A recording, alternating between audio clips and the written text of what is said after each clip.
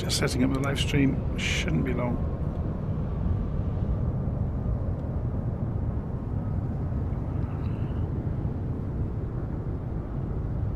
Okay, so this came as a bit of a surprise to me. May not have been a surprise to you, but it was to me. So PMDG have released the Boeing 777 freighter variant for Flight Sim 2024. So we're going to have a look around it on the ground here at Nice. We're going to fly from Nice to Gatwick. So we're going to essentially fly almost the reverse route that we did the other evening in the Airbus. So let's go and have a look around it on the ground first, shall we? So how is it different? Well, for one thing, it has no windows, or not down the sides anyway. Obviously it's not a passenger version. So we're going to open the airplane up in a moment. But I think this is worth pointing out. We are accurately at head height walking around. And it's worth pointing out, there's a common thing that lots of people say about the 777, about the size of these engines. The radius of the engine on the 777 is bigger than the radius of, diameter, I should say, sorry. The diameter of the engines of a 777 is bigger than the diameter of a 737, of its fuselage.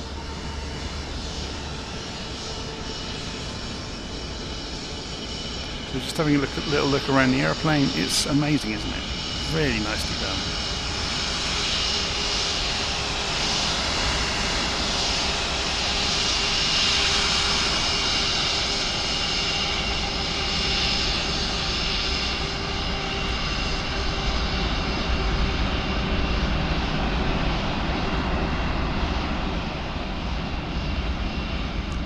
I think we can see an AI airplane doing donuts out there, or maybe it's a human, I don't know. So we can see, look, this the PMDG livery has got the tail number of November 777 Foxtrot. Interesting. Okay, so something I wanted to have a look at. We'll go and get the airplane powered up a little bit first and get it on the ground power, and then I'll show you inside the airplane, because we get to watch the doors open. So it's enormous, this airplane. There's no getting around it. Okay, so let's just have a quick look first. We're at Nice. We're going to fly across to Gatwick. So we'll be landing in the dark at Gatwick. It's another night flight. We're going to use SayIntentions in the background. And also I'm going to use my own procedure to get the airplane up and running. So you can see we've got SimBrief here that I've gone and configured. We've got our flight already done, so we're going from Nice over to Gatwick. You can see there's a fair few airways along the way. I'm going to be following a handwritten procedure, which you can get a copy of. The link is in the notes of the video to go and get it. It's slightly different than the other 777. There are differences between the two. And if you want to see what these look like, if you've not seen one before, I write these up quite often. I've added some more detail to it this time. So we've got the how to set cold and dark in the PMDGs when you first buy them. We've got how to set up the SimBrief integration now and the Navigraph integration, because I realised that isn't too obvious.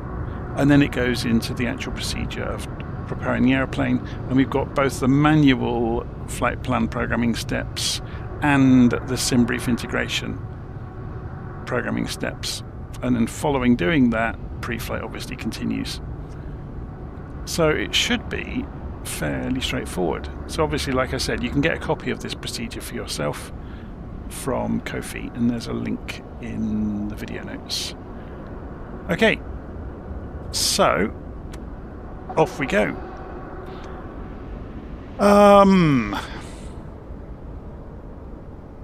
What do we do first? Let's go and have a look around the airplane. So we've got we're in the external drone camera at the moment. If we press Shift and X and then backspace, we're in the cockpit. And to get the airplane up and running, just so we can go and have a play with some of the buttons, we'll go and put the batteries on. Actually, no, let's turn the batteries off for the moment. We do get the tablet. I'm not sure if we'll be able to operate the doors without power. It'll be interesting to find out. So if we go to ground operations and go to door management, I'm going to go and open the main cargo door. So you should see it light up if it's going to do it. Let's have a look outside. Is it going to do anything with no power? No, it isn't. So that was interesting. Let's try that once more. Yeah, it's completely ignoring it, which is really good. That means you can't, mess around and do things that shouldn't be possible. So we'll put the batteries on. We haven't got external power, you'll notice, at the moment. So we need to go down to the tablet. We go to ground services, ground connections, sorry, and request ground power. And it should light up on the diagram. There it goes.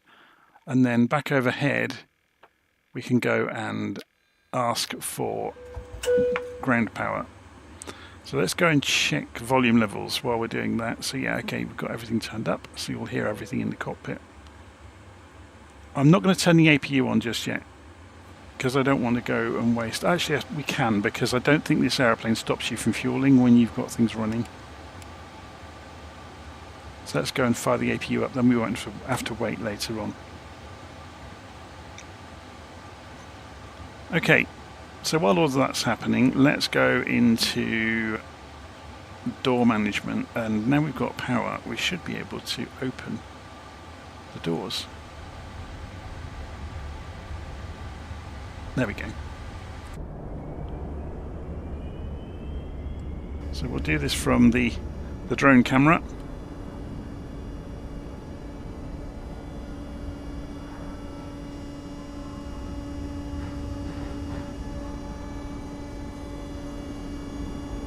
So I've not looked inside the airplane myself yet either, so this is new to me.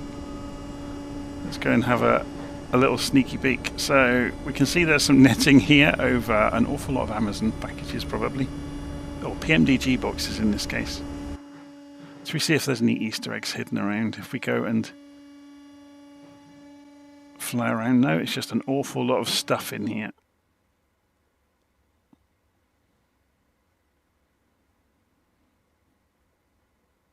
Along with a James Bond Aston by the look of it.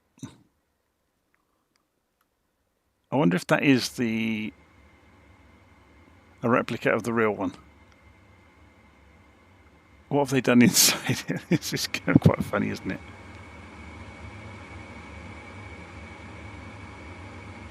And a famous racing car. Now, I'm no expert on vintage racing cars, so I'm sure somebody will be able to tell us what exact car that is. How do I operate the drone camera with an Xbox controller? But out of the box, Flight Simulator is configured for Xbox controllers to control the drone camera.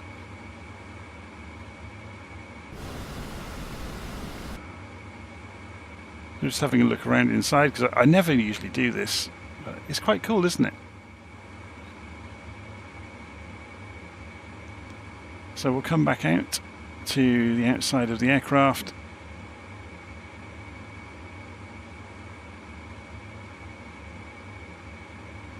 So you can see there's lots of other bits and pieces around the aircraft. It's all modelled really nicely.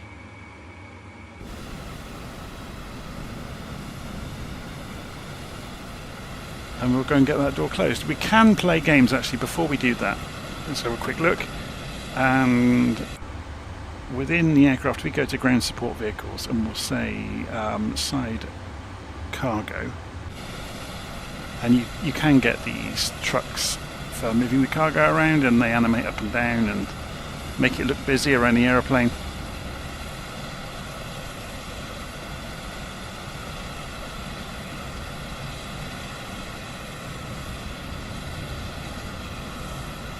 So there you go. I'm going to go back inside the aeroplane. So go in here and release that. Get rid of the truck from away from the... You can see there's lots of things you can connect to the aircraft. So we go to door management. We can do close all instead of closing or opening specific ones. So you can see that's now closing. If we go and look outside, you'll see that's happening. Let's go and busy ourselves then with actually getting the airplane running properly now then. So Shift and 6 takes us overhead. The battery is already on, obviously. The ground power we've already done. We've done the primary and secondary power. Rotate APU to start, we've already done that. So we should, if we look down in the cockpit, already have the APU up and running. So if we go over here and go electricity, is it? I can never remember how this works. There's the engines.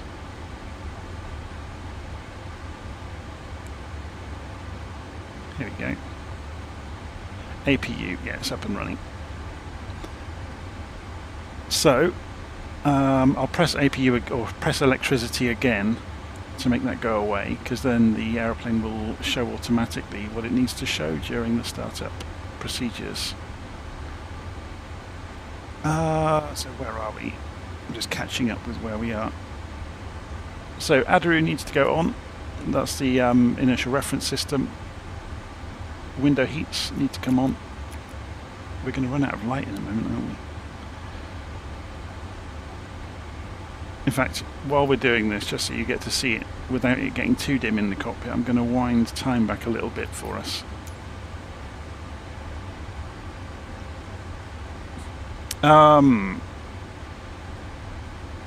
So we've done the window heats. Cabin utility goes to on. The emergency lights can be armed and covered.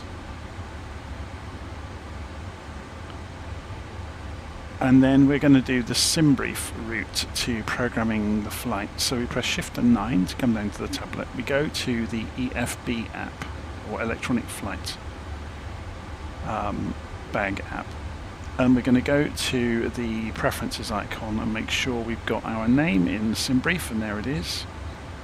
Come back to the home page and we're going to request data from SimBrief, and there's our flight.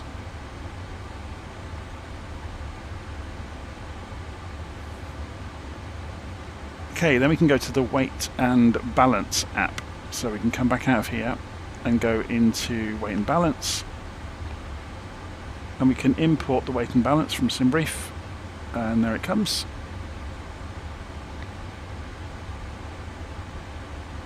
And then we can go to the performance tool.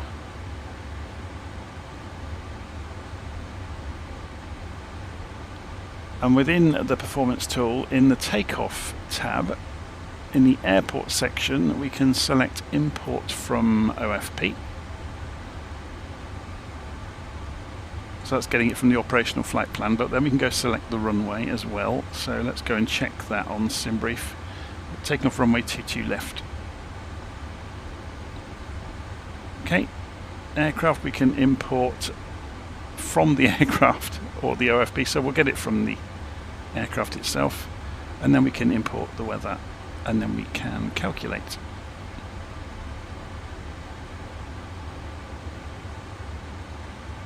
Okay, then on the FMC, I nearly called it an MCDU then. We're going to go through the normal route. So FMC, first thing we do is, interesting, I've missed something out here.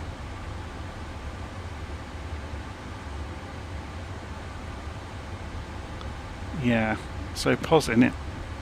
Next page. Get the GPS. I'm just doing this from memory now. Let's clear the messages out. Pick up the GPS into the scratch pad. Previous page. Drop that into set initial position. And reference airport is LFMN. LFMN. Drop that in. Is it just me, or is the aircraft incredibly quiet?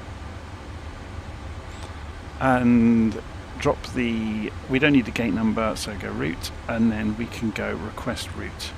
From SimBrief, there's our route.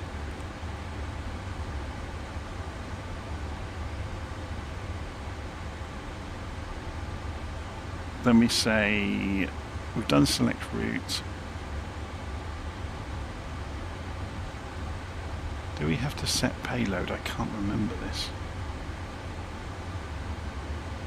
So we just select route, don't we?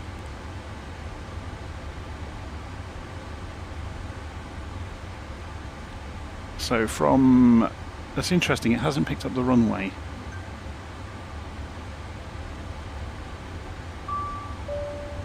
Two left.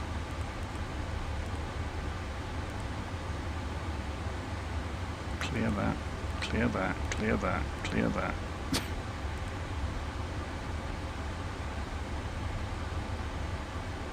Oh, here we go, the route's finally come up, look, so we can load the route. Route 1 uplink loading.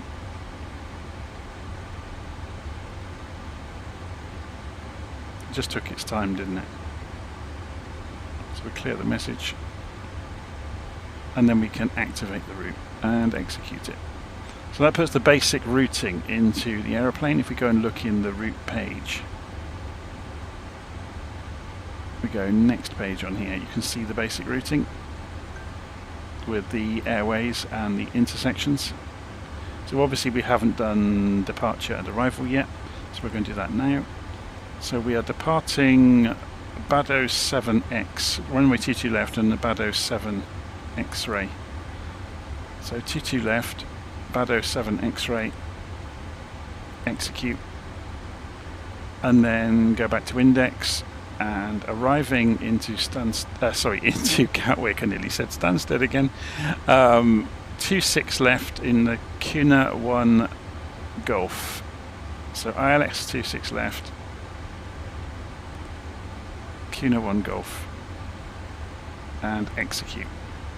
So then we can go to the legs page and have a look down through the legs and see if there's any discontinuities. I think there might be. Yeah, I was expecting that. I looked at the route earlier. If we go and have a look at Navigraph, when we come in, that hasn't got a discontinuity. That's interesting. Oh, I think it might be down here. It's not represented very well here. So did I not choose the... Let's go and do that again. Maybe I didn't choose the transition. So if I go back to index in here, so ILS 26 left. Next page, Kuna 1G.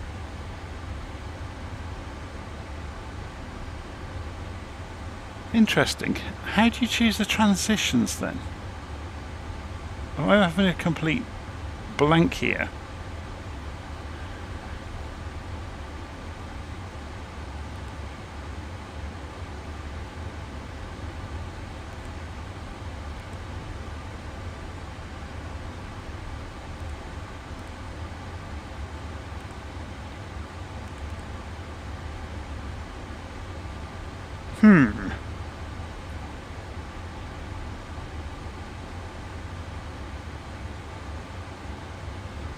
Yeah, this is the approaches and the stars, but where are the transitions? I'm not going to worry too much about it because we can fix it in the aeroplane.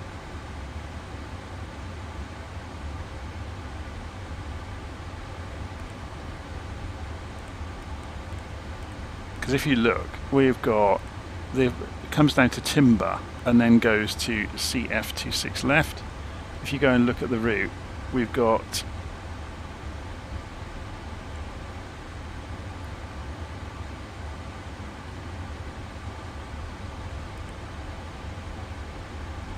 QNAV, timber, May, then CF26 left. So it's coming through May. We haven't got that. That's the only thing we haven't got. So if we just put May in for the, I think it's the Mayfield VOR, isn't it? And then close that gap up and execute that. It's the same thing as if we had chosen the transition, to be honest. So we've got a completed route. Let's go and look in the init refs. And can we get the zero fuel weight automatically? Yes, we can. And we can accept the data, and that will do all the calculations for us. Then we go to thrust limit and go through to takeoff. And now here's a good one. So can we get away with flaps 10? Let's check it and see what happens. No, it won't do it. Let's go and check what it said on the calculator. I've noticed there's a bug in this. If you press shift space, it doesn't always go back to where you want it. So flaps 5, there we go. and that's given us the numbers. We go and confirm those. Centre of gravity, I think it will calculate it for us. Yeah, it will. That's good. We don't have to set it in this aeroplane, do we? Let's just double check that. So it's saying trim 3.75, and we can't move it just yet. We'll have to wait until the aircraft's powered up, but we'll have to remember that. Okay, so that's the basic routing, plugged in, programmed in, done. So we've checked the legs, we've done the performance data, so then Shift and 1 goes over to the mode control panel. So flight directors go to on. Calibrate the altimeters, I press comma to shortcut doing that. Set the initial altitude as required. So at this point I can go and talk to ATC, I guess, and get our clearance.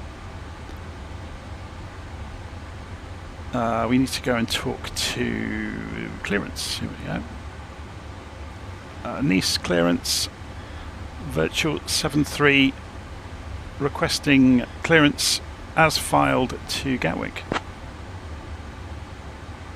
It's interesting, I didn't give them the information. I'll grab that clearance. Give me just a minute. And because I've got, this is one of the nice things about SayIntentions that I wanted to demonstrate tonight. If you are just starting out and you don't know exactly what to ask, and I went in there a bit kind of off the hoof, as they say, I didn't tell them what information I had. 073, information Juliet is and they've let me get away with it. To London Gatwick via the Pado 7 X-ray departure, runway 22 right. Initial climb to 4000, departure on 120.16, squawk 4665. Cleared to London Gatwick via the Bado 7X departure runway 22 right, initial climb 4000, departure on 120.16, squawk 4665, virtual 073 heavy. They should be calling us heavy. Let's see if they do. Virtual 073, read back correct, contact ground on 121.705 when ready. Okay, so we can go and get on with doing the rest of this. So squawk was 4665.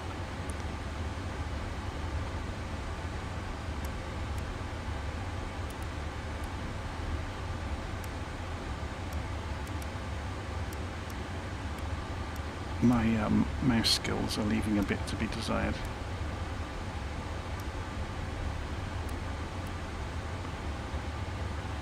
Let's check what mode this is on. So it's on normal, and everything's looking fine. I'm going to pull this back to standby for the moment though. Until we're actually taxiing, they won't care. Okay. Just looking at my own checklist here, I've gone way off the track with it. So mode control panel, we've done that. Got the altimeters. So they gave us an initial climb altitude, didn't they? 4,000 feet.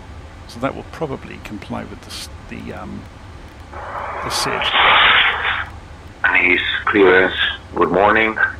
Pinon Delta Charlie Fox of my India. Just check the volume levels. Clearance.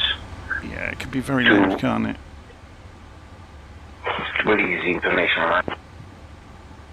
I am working on that clearance. So initial climb is done. Set initial heading to the runway departure. So ready to copy IFR clearance. We have information, Mike.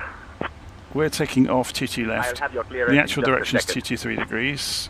So we're going to go and move the heading back round to 222. Although saying that, you can point it, you can make it go the direction you're facing, if that makes sense.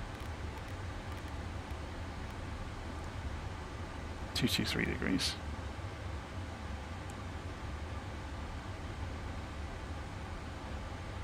Okay, but then we can go LNAV and it will disregard it anyway. But notice, I've outlined this before, you can have heading select and LNAV at the same time, and as soon as the autopilot's operating, if you're anywhere near the track, it will grab LNAV and drop heading select. Same goes for VNAV. We can select it, but we can also, at the same time, or we should be able to, go vertical speed mode. So we can tell it to climb out at, say, 2,000 feet a minute. But we can also have VNAV. So it's doing the same thing, look. I just wanted to point that out, really. So as soon as VNAV cuts in, the indicated airspeed for takeoff will come into play. So it's worth looking down here. We're at flaps 5. Maximum speed is 245. So let's go and pull that underneath it on the auto throttles. So we don't want the plane to go any faster than 230, really, to give us a few knots leeway as well.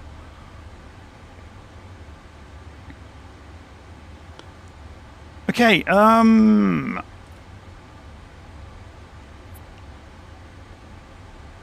just checking what we've got here. So we've got the airspeeds done, we've got the display mode of the navigation system is fine, it's 20 miles, we could maybe lower it to 10 for the immediate departure. Auto brake goes to rejected takeoff normally. There it is. We've done the transponder to standby already, so we are ready for pushback and engine start. So before we go and talk to anybody to ask for that, let's go overhead, turn the... Now I need to modify my procedure here because there is no smoking switch. So I'm just going to go and clear that out. I'm fixing my procedures as we go, and there's no seatbelt sign either. So the passenger signs don't exist, obviously, because it's the freighter.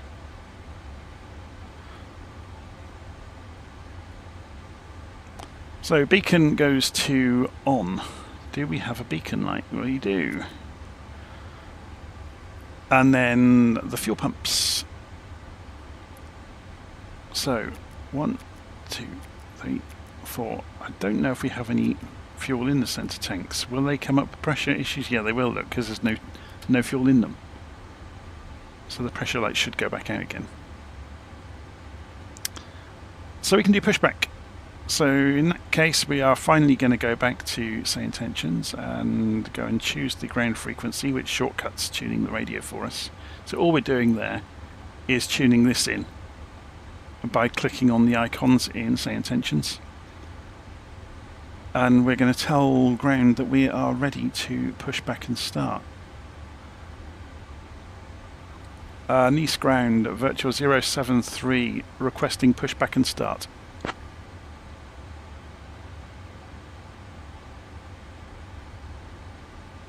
Virtual 073, pushback and start approved.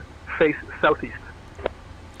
So let's go and look at the diagram. There's us here. We want to face that way. So tail to the left. I'm not sure if we can control that in this version of the aeroplane, but if we go back outside and press... Oh, this is going to be tricky, isn't it? We've got another aeroplane. Oh, will we go over the top? I think we'll just have to ignore that aeroplane. If we press Alt and P. And do we get control in here to control the pushback? I don't think we do. It's done. We'll just have to push back and see what happens. It's done in here in the PMDGs. You can control pushback through FS actions, I think. So you've got ground operations.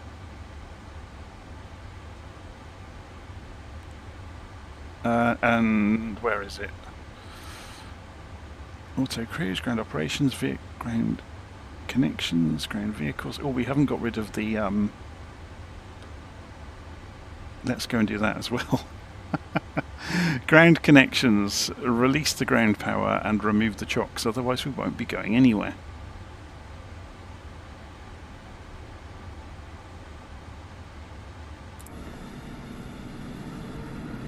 Interesting. The pushback didn't happen.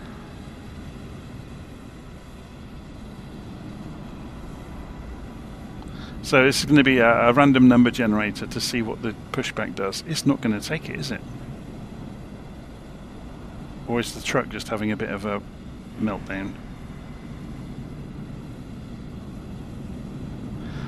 Okay, this is as good a time as any then to go and have a look and try and remember how pushback works. So, ground operations.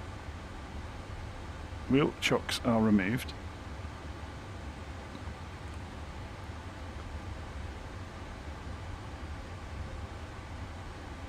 Ground connections, that's all fine.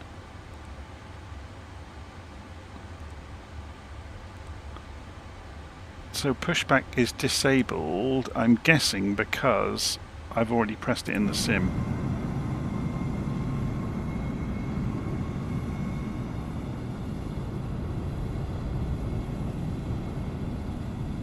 Let's give it one more go and see if the truck will push us.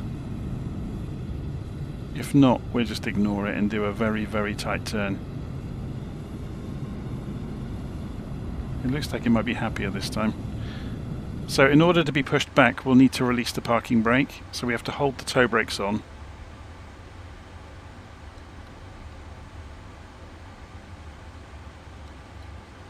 Okay, I need to reseat my joystick. It's being an absolute so-and-so this evening.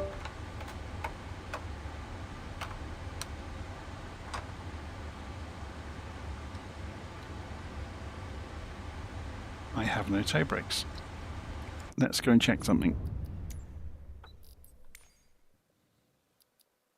Has anybody seen the bug, by the way, in Sim Update 2, that it takes 7 or 8 seconds for the control configurations to show up?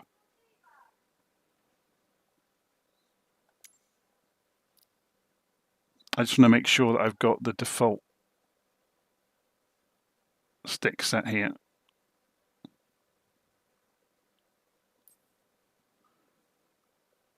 Basic stick profile is there. Resume. I appear to have no toe brakes, unless they've changed the way the airplane works, of course. Oh, I just realised why. I'm being an absolute numpty. There we go.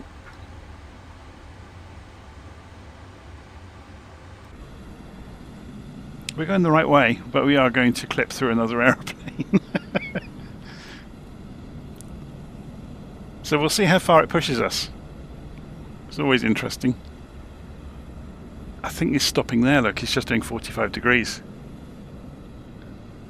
So, interesting. Have they updated these aeroplanes then? Because I'll put some notes in about this otherwise. So you can't you can turn parking brake on with your physical controls. You can't release it unless the toe brakes are on, but you can't use the toe brakes unless your physical parking brake is off. That's what caught me out. Interesting. Okay, let's go back to the legs page. So we've been given permission to start the engines. So APU's been up and running for some time. So let's go Shift and 6, have a look overhead and see what they give us up here these days. So APU is on auto. Interesting. So bleed air is... it's not the same. But we're going to go start. Shift space. So this should be engine number 2 coming up. Let's go and press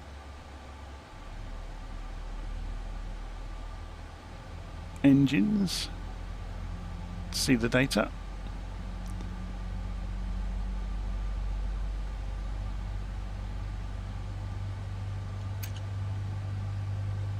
You don't have to wait in the 777 because it's all automated. You can advance the fuel control levers immediately.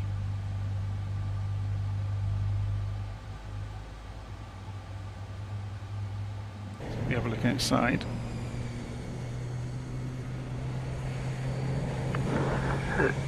East to reference 365, gate 42, ready for startup and pushback.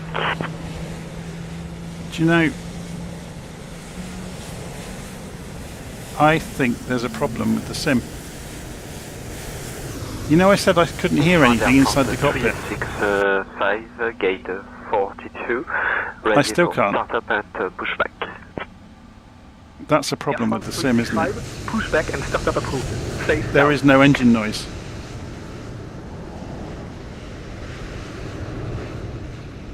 Pushback and startup approved. It only just occurred to me. I've had this happen before. I'm going to cut it and come back in. So we'll do a new flight in SayIntentions in a moment. I'm going to have to jump out of the sim and come back.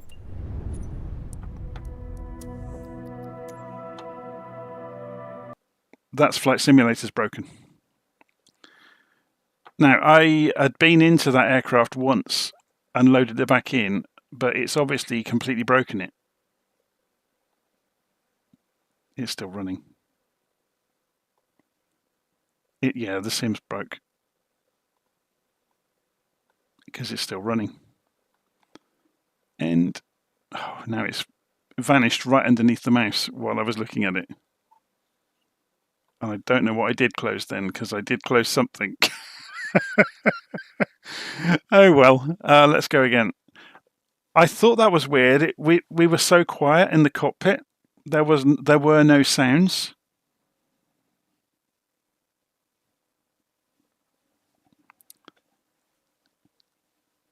And I've seen this happen back before, in the launch version of Flight Sim used to do it sometimes. When you changed airplanes, the sound would cut. So it does appear there's a bug still in Sim Update 2, but they've already said, haven't they, Sim Update 3 is going to be all about fixing bugs.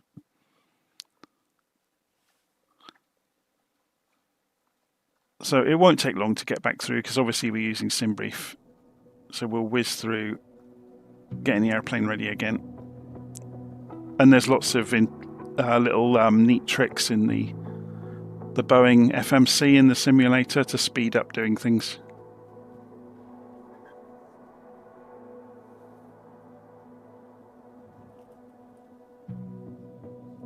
But I was expecting to hear fans and stuff in the cockpit, and there weren't any. Which is always interesting.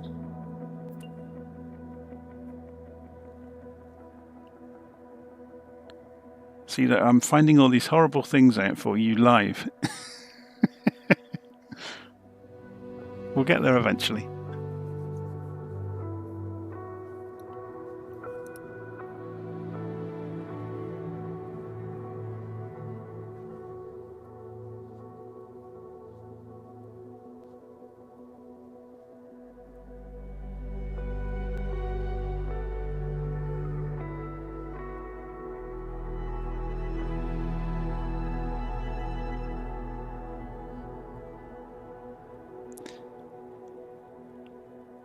So there's a comment in the live stream, just while we're waiting for it to load, asking about why I'm using SayIntentions and not Beyond ATC.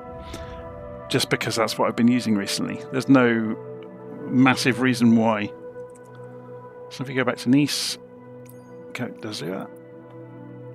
Also, I fly GA quite a lot, and SayIntentions does VFR, whereas Beyond ATC historically didn't. I'm not sure if they were talking about doing it. I'm not sure if they've got it working yet. We want one of the heavy gates, don't we?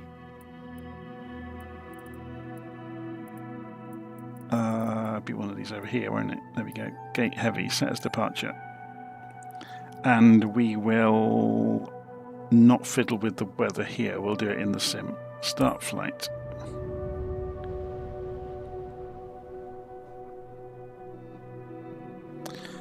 So Rich is asking, was there a crash to desktop? There was not, but the sound didn't happen in the aeroplane. A lot of the sounds that you expect to hear didn't happen. And now I had loaded the airplane earlier just to make sure that I had all the control configuration done. And I went back to the main menu and came back into the sim ready to start the live stream, and it obviously broke at that point. So we've got the back of my head there and my eyeballs.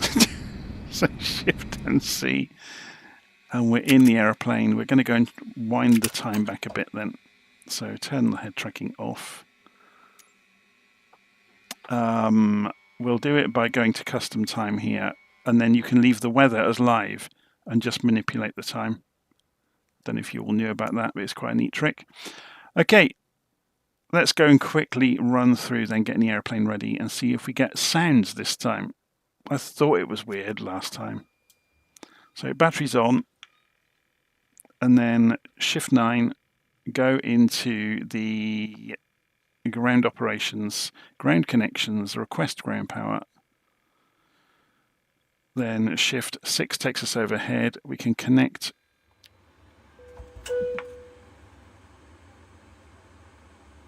it's still mighty quiet, isn't it?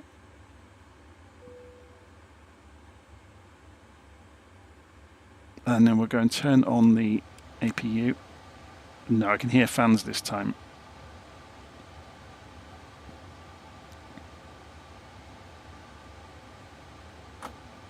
So Adiru goes to on, the window heats go to on,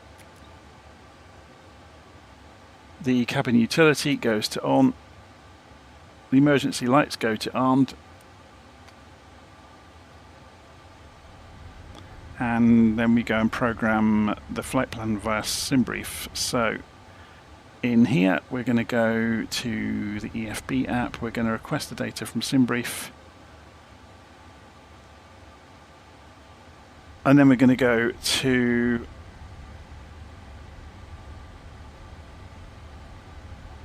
the weight and balance app. And we're going to import the weight and balance from SimBrief. And then we're going to come back out of here. We're going to go to the performance tool and we're going to import that from the OFP for the air.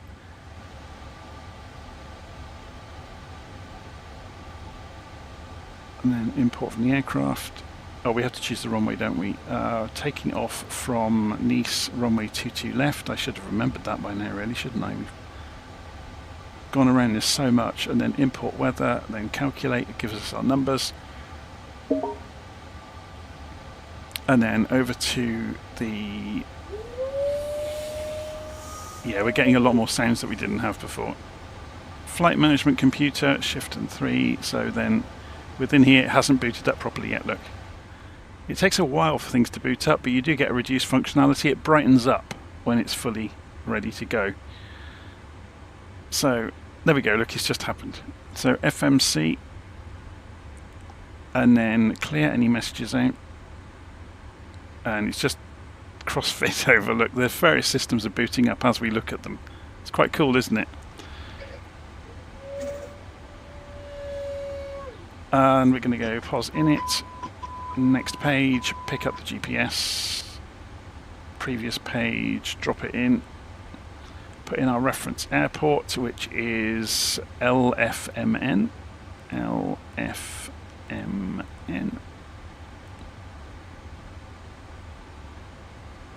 then go to route and do the route request, choose the SimBrief route, and we just wait for a moment.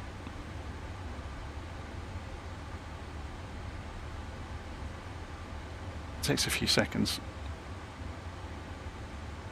Or do we have to say select route first? Maybe we do. Yeah, there we go. Requesting.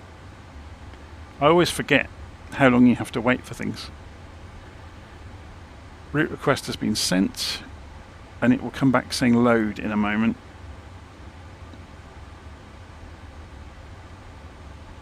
There we go. So click load, route 1 uplink is loading. We can populate the runway if required, so we'll wait for this to finish.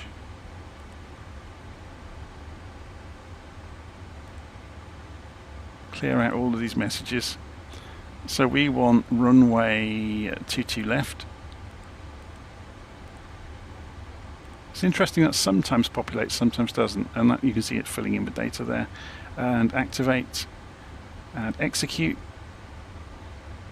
And then we can go to, we'll go and do departure and arrival then straight away. So 22 left, and it was the Bado 7X SID.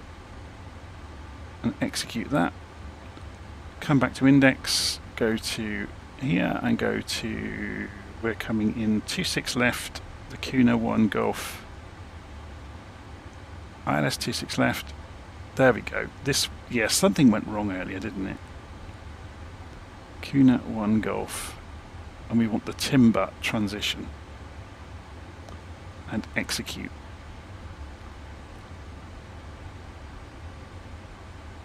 The airplane was not happy earlier. So performance initialization, we can just go to init refs and go and put the 0 fuel weight in. And we can accept the performance data, and that goes and fills all that in. We can then go thrust limit, go to takeoff. We can remember from earlier it's 5 degrees on the flaps. Then populate center of gravity and confirm the speeds.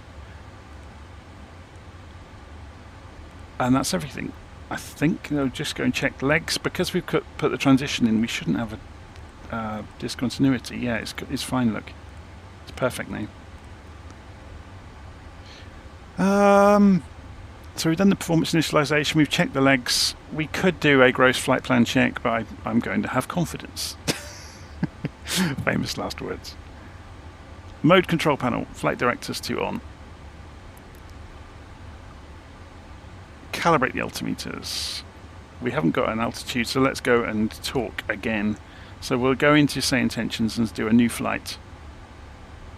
So it will have another look and start over again. So essentially rebooting SayIntentions. So we'll go to clearance. Actually, let's do this properly. We'll go to ATIS with Zulu. Okay, so we go back to clearance. And we're just going to say who we are, what we're asking for, and what information we have. Nice clearance, virtual 073 heavy. Requesting clearance to Gatwick as filed with information Zulu.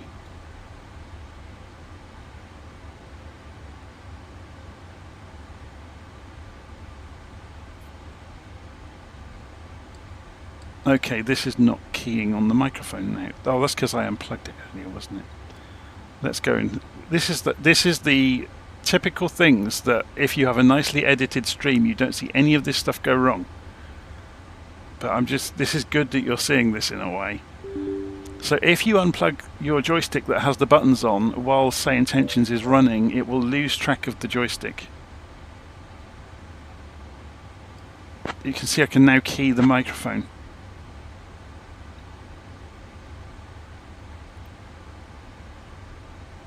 Clearance, virtual 073 requesting clearance to Gatwick as filed with information Zulu. 1 second while I grab the paperwork.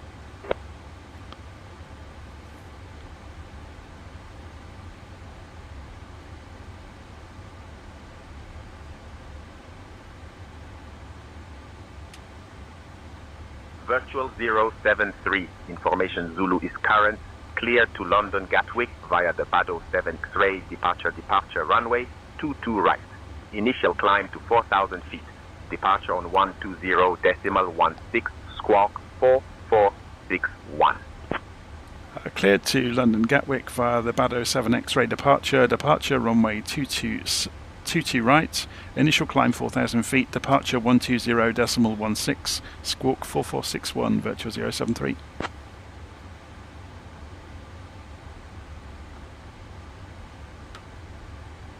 Virtual 073, read back correct.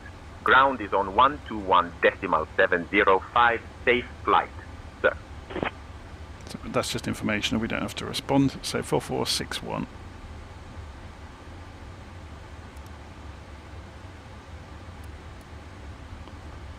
And we'll put this on standby. It's funny, isn't it? On cold and dark, it puts it on TA immediately, which always mystifies me a little bit. So 4,000 feet is our target altitude.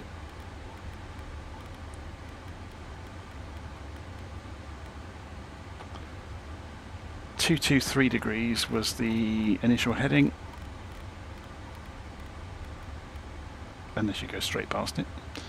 So we can select that. We can also select LNAV and VNAV. We can also select vertical speed, so we can have both to play that game I explained earlier. So we'll say climb at 2,000 feet a minute. We'll take that down to 230 knots because flaps 5 is going to give us a maximum speed of 245. So it gives us a little bit of leeway there. Okay, and that's that done. So rejected takeoff on the auto brakes.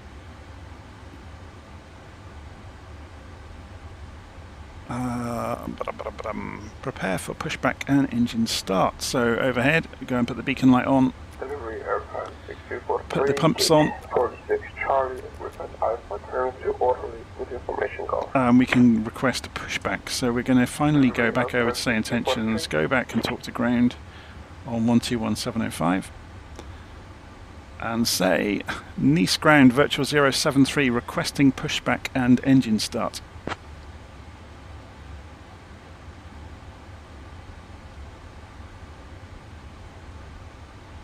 Virtual 073, pushback and engine start approved. Face southeast. So same as last time. So we've got APU up and running. We can check we've got APU up and running, but it should be up and running by now. And we'll go into here. We'll do this by the book this time, and go to ground operations, ground connections. We'll release the ground power, and we will remove the chocks, and we will hold the tow brakes on. We have to release our own physical parking brake in order to hold the tow brakes on, which then allows us to release the parking brake, and then we can press Alt and P to initiate the pushback. And we haven't got a condor in our way this time. Oh, I should, instead of pressing Alt and P, I should have gone into the FMC to do it there, shouldn't I?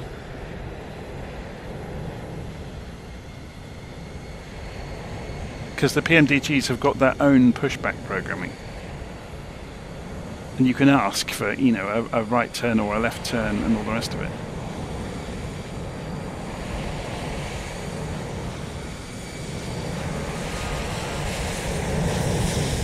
So I think last time he turned us to about 45 degrees, didn't he?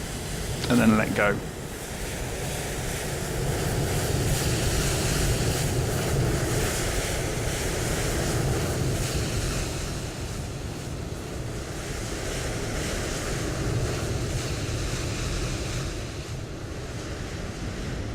Departure runway 22 right. Interesting. So they've differed from the flight plan. Wonder why. We could always argue with them. We'll try it in a moment.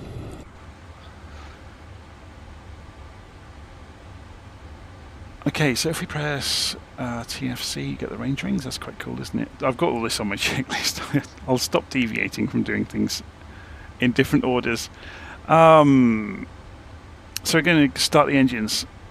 So all we have to do in this aeroplane is turn the starter on, and you should see the numbers come up straight away. We can immediately turn the fuel control on because it's automatic.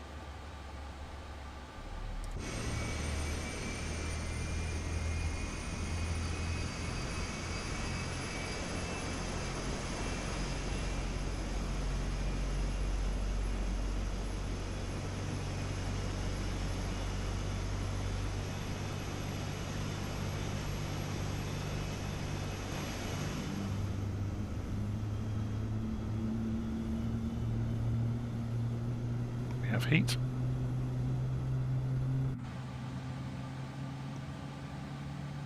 Still seems incredibly quiet, doesn't it?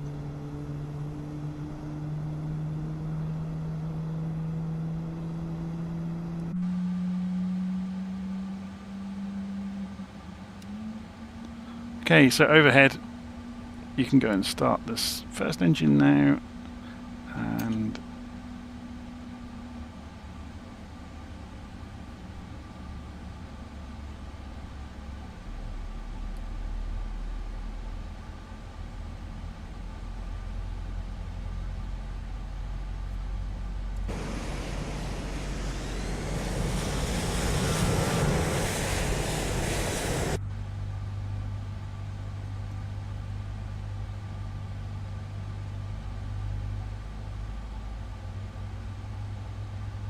so just waiting for the numbers to come up.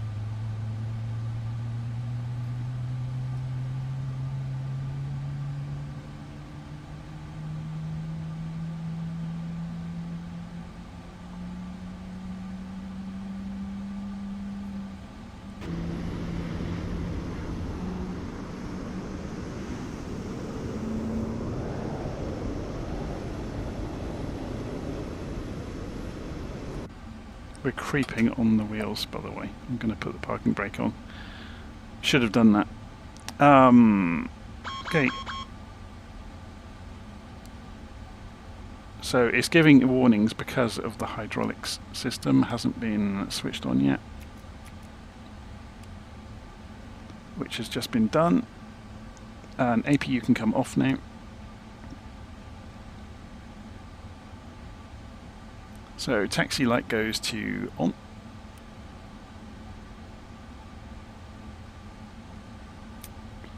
Transponder, we'll leave that till we get to the runway.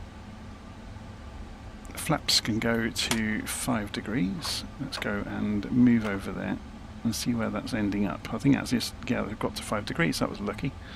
So now we've got hydraulics, obviously the flaps are going to start moving. And we can also go and check the trim.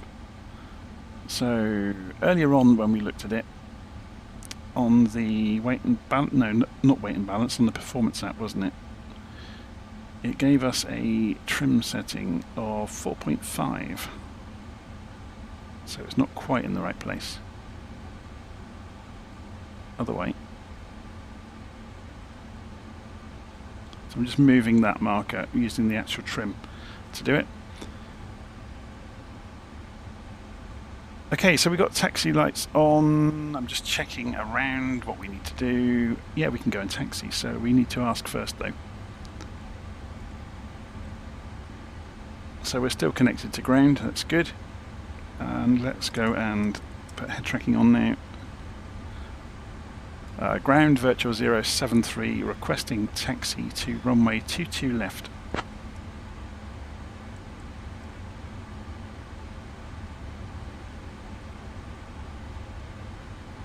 Virtual 073, taxi to runway 22 left via Bravo, uniform Hotel 1, cross runway 22 right, then Hotel 2, Hotel 3. Taxi via Bravo, uniform Hotel 1, cross runway 22 right, then Hotel 2, Hotel 3, virtual 073. So let's go and make sense of that on the map.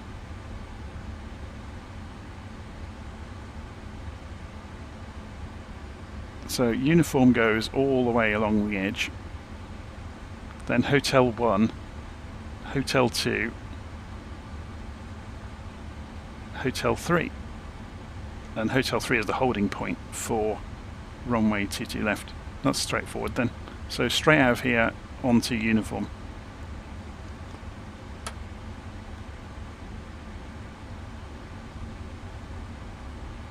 Flyer 8476 cleared to London City Airport via battle departure, then as filed. Climb and maintain flight level 340. Squawk 1551. Clear to London City via the Vado 7 Alpha departure, then it's filed. Climb and maintain flight level 340, squawking 1551. So the question is, do we fit between that airplane and that post? Taxi to departure runway 04 right.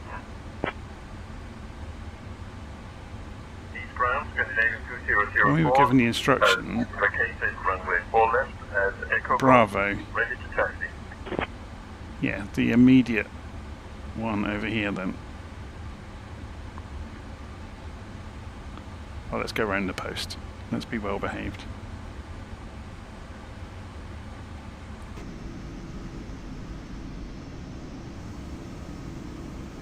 I still can't hear any engines. I'm just going to go and blip the engines. Yeah, they are there. They're just quiet. I wonder if there's a volume setting in the tablet.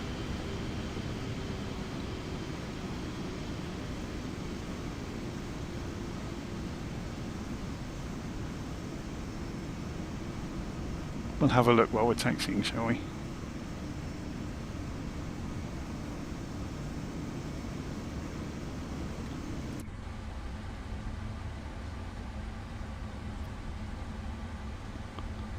Okay, so while we taxi down, I'll turn head tracking off for a moment. Hopefully nobody pulls out in front of us. I wonder if you can do anything in preferences maybe. there anything about volumes? Nope.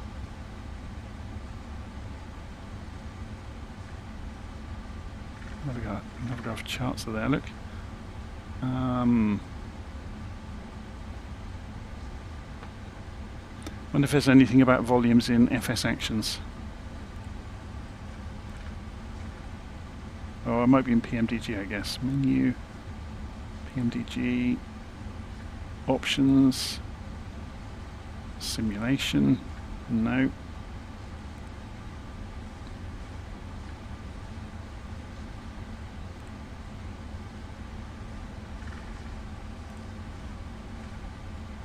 Yeah, I don't think it does have any volume options.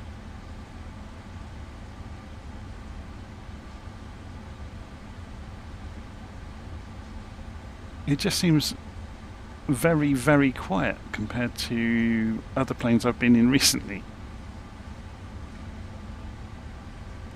Maybe I just don't know where the volume controls are.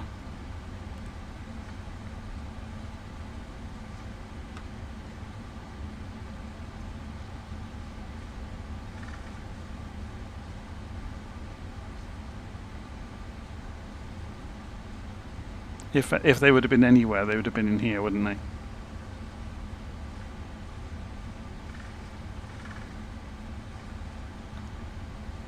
Oh, hello, here we go. An AI plane's about to go straight through us.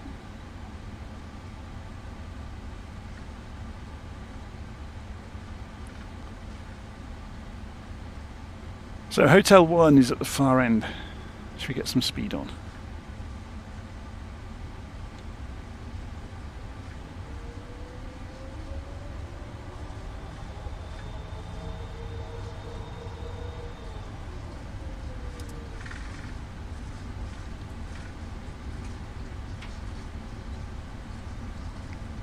Just checking it's not just my headphones that are very quiet. I think it's you as well, isn't it?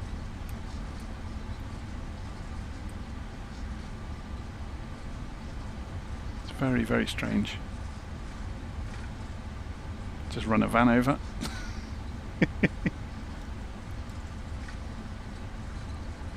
Okay, is this hotel just coming?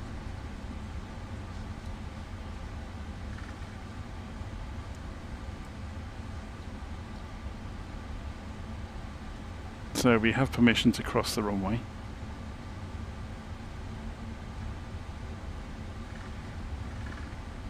Doesn't mean nobody will be on it though, because we could have AI planes doing all sorts of stuff.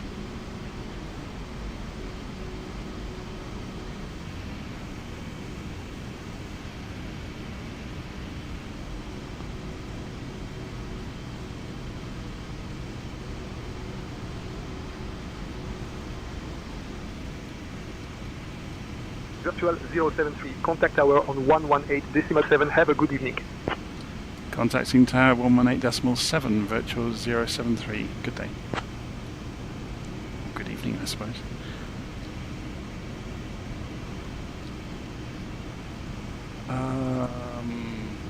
Oh, this is the problem with alt tabbing. If you get out of step with it, you're in trouble. Where are we? So we need to go and switch to tower. Nice tower, virtual 073, holding short runway 22 left for departure as filed to Gatwick.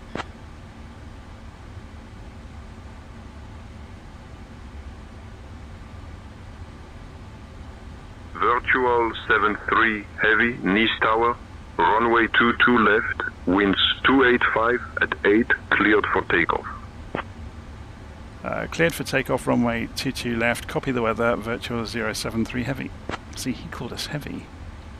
Interesting.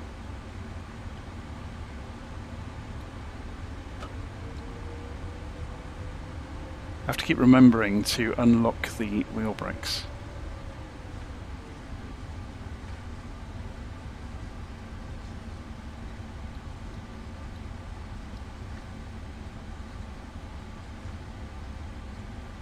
The standard instrument departure. It's a weird one, isn't it?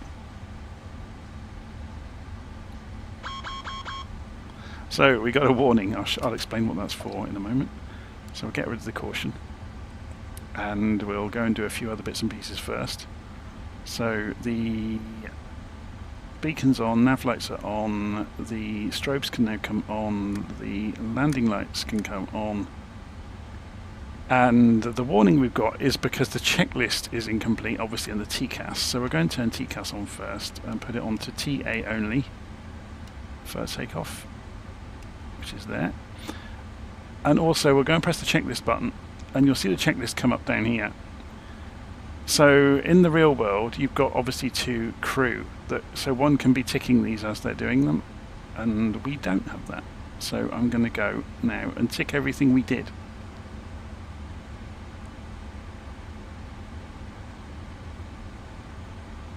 Eurowings 425, contact departure. And you will see now, oh, it's still saying the before takeoff checklist, that's done. And it's gone away, look. 425, contact departure, goodbye. Lufthansa 1060, welcome to Nice. Contact ground on 121.705. Obviously, the speed a real crew can rattle through doing all these things is twice the speed we can do it. I'm just going to turn head tracking off to do this so we can hit buttons in a fairly sensible order. It's complaining about the parking brake. There we go.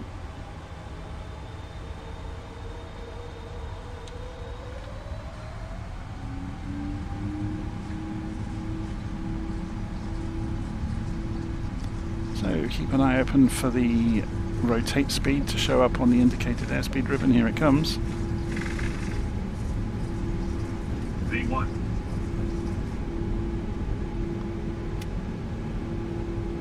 And we're in the air. Gear up.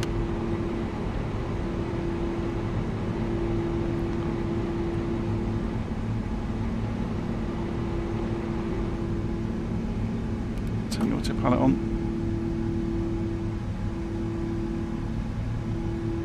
Leaving the flaps at 5 degrees for the moment. So you can see it's settled on VNAV and LNAV. Virtual 073. Contact departure on 120.16. Contacting departure 120.16, virtual 073, good day.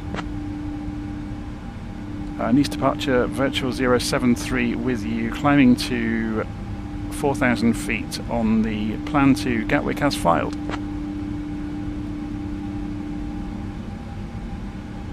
I really should have told them which set we're doing. Heavy, nice departure identified. Climb via the SID. Climbing via the SID, virtual 073. He called Nice nice. It's quite amusing. Okay, so given their restrictions, we're going to leave the flaps down for the moment.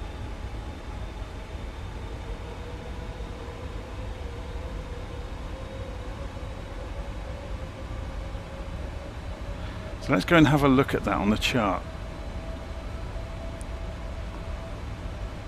So max 210 knots until we get out to 226. Look, that's interesting, isn't it? Which is why we've got the constraint there. So if we turn on data on here,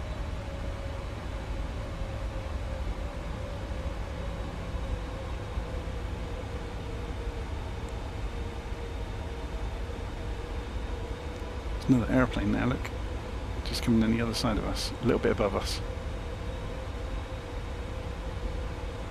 Let's pull the range down to 10 miles.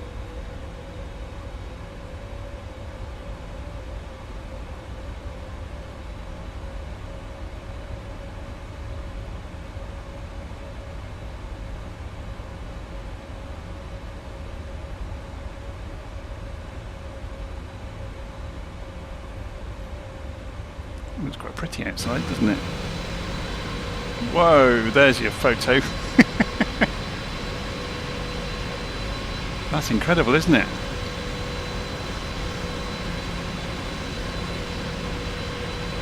Isn't it amazing what you sometimes see completely by accident in the simulator?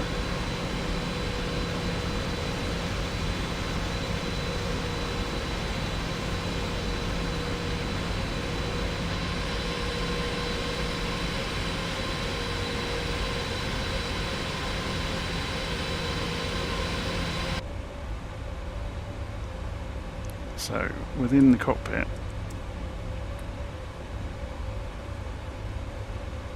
that looks incredible out there, doesn't it? This big bank of cloud above us as well.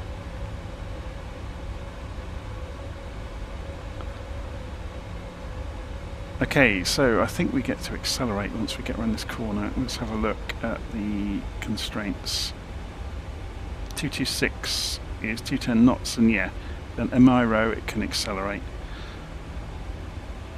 So then before we do that then, let's just go and have a quick look. We're just coming out to this turn.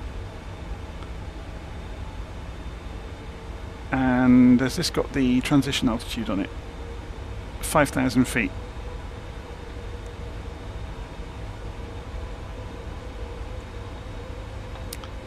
But we're climbing out to, although they haven't cleared us up to it yet, we should be climbing out. Yeah, but that's interesting. They didn't allow us to climb any higher, did they? So I'm going to go for it anyway. So what was our actual... Our cruise is 36,000.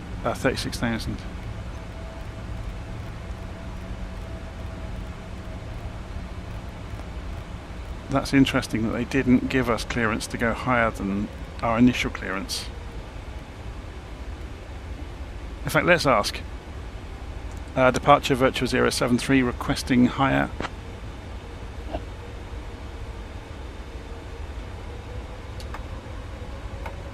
Virtual 073, climb FL 360. Yeah, they've done it immediately, look. So we can just say, we can just cycle VNAV to do it. Or do we press it on this version of the aeroplane? Yeah, there we go. Set the target to 36,000, VNAV is going to go for it. So obviously it's holding 250 knots below 10,000 feet.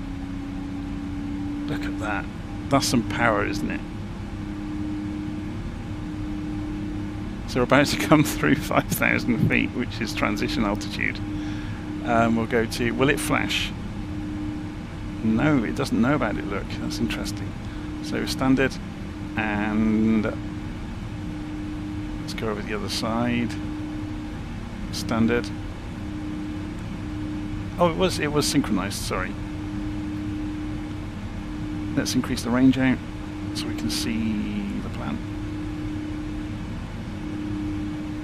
So the taxi light should have come off a while ago, and the landing lights will come off in a couple of thousand feet's time.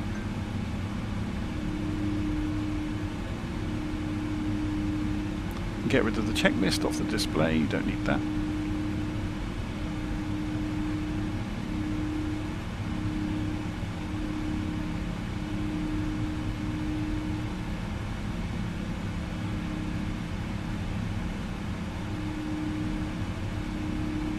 And we'll put TCAS, now we've climbed out and got away from everybody, on TARA, so the aeroplane can react to other aeroplanes nearby. Coming up through 10,000, so landing lights off.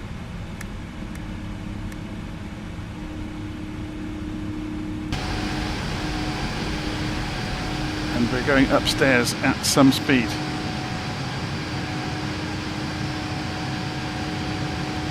Pittsburgh 33 Charlie, Echo, climb, flight level 290. And there's no Lima request immediate vector to runway 04 right. So it's favouring, it levelled out because it wants to get to, once it went to 10,000 feet, it wanted to get to a higher airspeed. So it levelled out to do that, and then it will turn it back into climb rate. There it goes, look.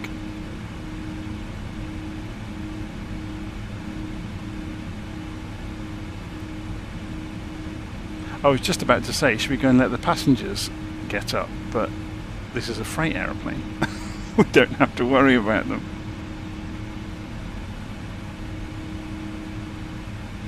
So yeah, there's a couple of bits and pieces I need to fix in the document for the aeroplane, where it is quite different to the passenger version.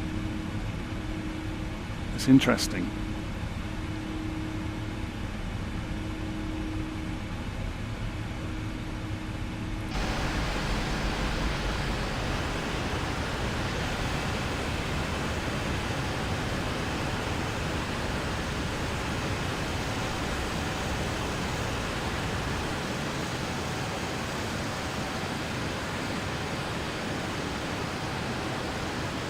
Those wings flexing, if we get the camera close to them.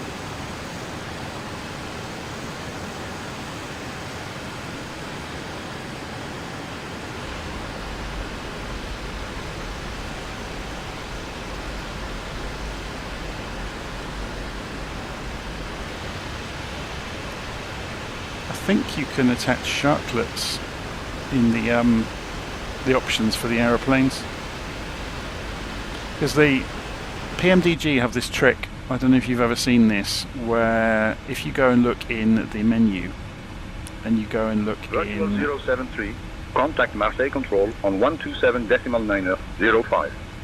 contacting Marseille Control 127.905, virtual 073, good day. Marseille Control, virtual 073 with you, climbing to flight level 360 en route to Gatwick as filed.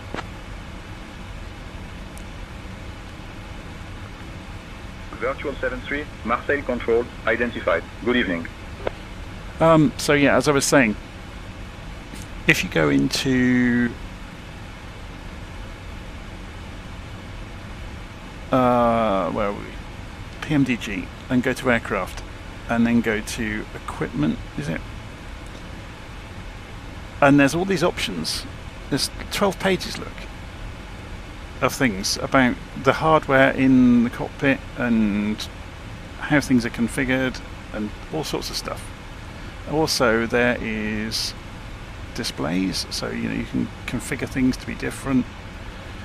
The reason for it is when you get a livery for a PMDG aeroplane from their shop after buying the aeroplane, all the liveries are free, but they represent real world airlines. But it's not just the colouring of them that's correct, it's all of the hardware options inside the airframe as well. So in the cockpit, for example, so the make of the mode control panel, for example, or the type of radio kit that's on the centre console and all that kind of thing.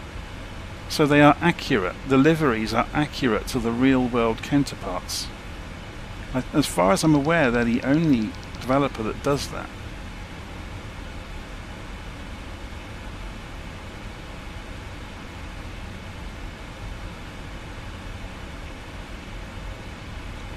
So I'm being asked,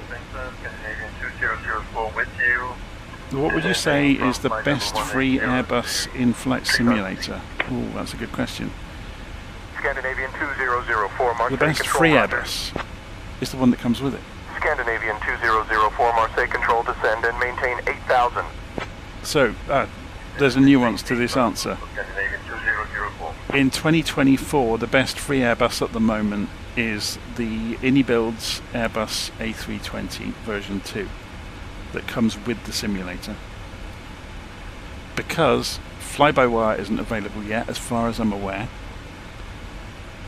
and the A380 isn't available from fly-by-wire either, and they were both fantastic in 2020. So I don't know, I've not caught up on the news with that. I don't know if anybody knows in the chat what's going on with the development of the fly-by-wire aircraft for 2024. I'm guessing they will be ported.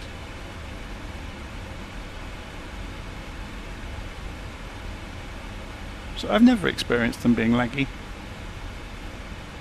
Just reading the comments there.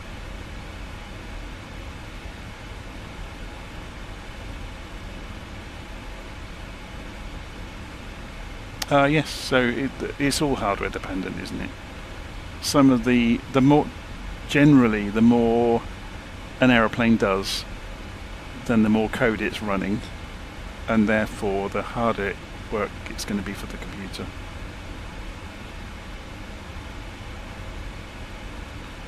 That being said, some of the high fidelity aeroplanes, like the PMDGs, are very, very good on frame rate. Their programming is obviously optimized a lot better than some of the others.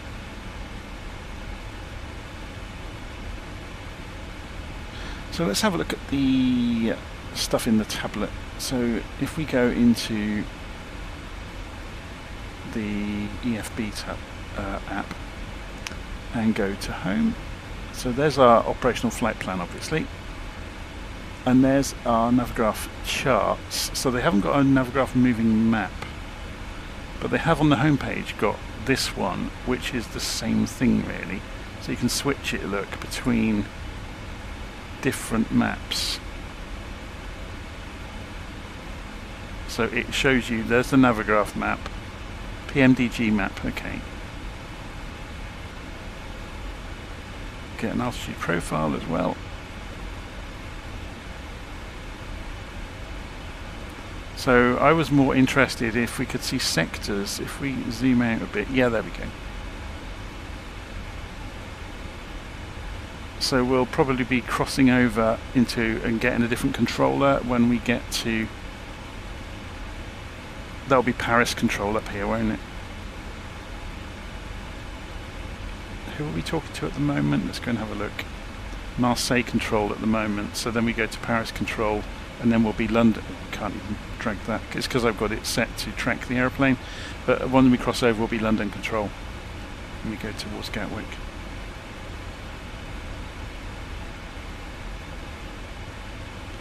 So I'm just reading the live stream comments about GSX. I have never tried GSX myself. I've seen some of my friends have got it, and it looks fantastic when it works. That's the key. But it seems to require quite a lot of configuration. I don't know if GSX is available for 2024 yet. I've not even checked.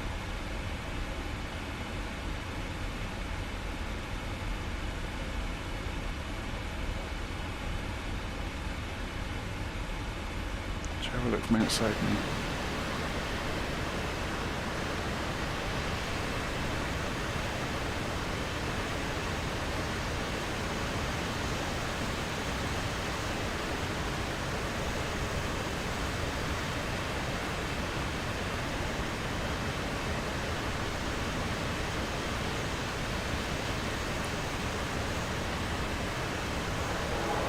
Sir, good morning.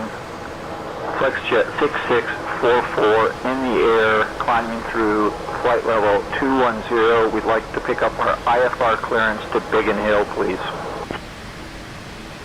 I'm working on that clearance. Stand by. Hey, control, can you please clear, provide your clearance to flight direct to Vazi, Papa. Observe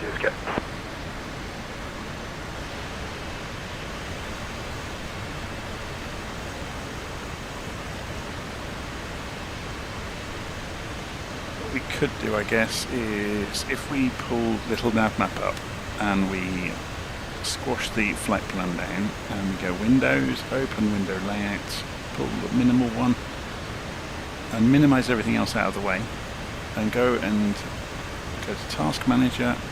No, not task manager, wrong thing. Taskbar settings. Go into the behaviors and automatically hide it. So then when we put this in front of that, then we get no taskbar at the bottom, and we can still see little nav map, and we can see where we are on the route so far, which is quite cool. So we get to watch the sun go down while we cruise along.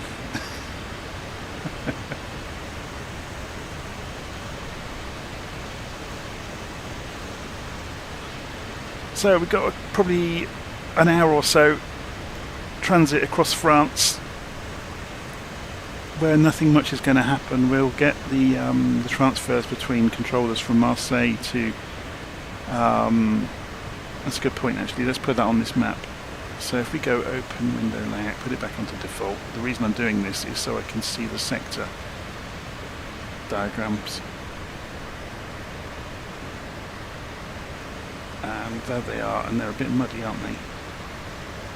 So none of those, none of those, none of those.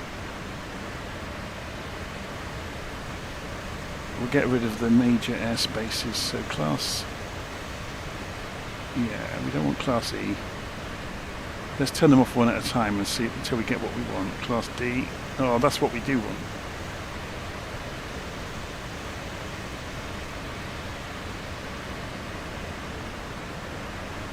Class C can go away. Class B can go away and Class A can go away. Well, it's better, but it's still not brilliant, is it? It's still really muddy.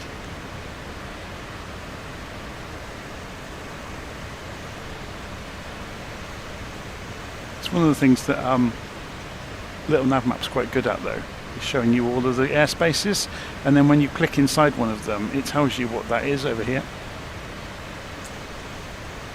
Well, it shows you what every airspace that's stacked up over the point you click the mouse. So if you go and click somewhere busy, you'll see several airspaces look all stacked on top of each other at different altitudes. It's very good. Navigraph doesn't quite have the same functionality, and it's still got that bug look. So if we go and get rid of this out of the way, there's our aeroplane. As we zoom out, there's the view we actually want. It's a shame that, or maybe there is an independent way of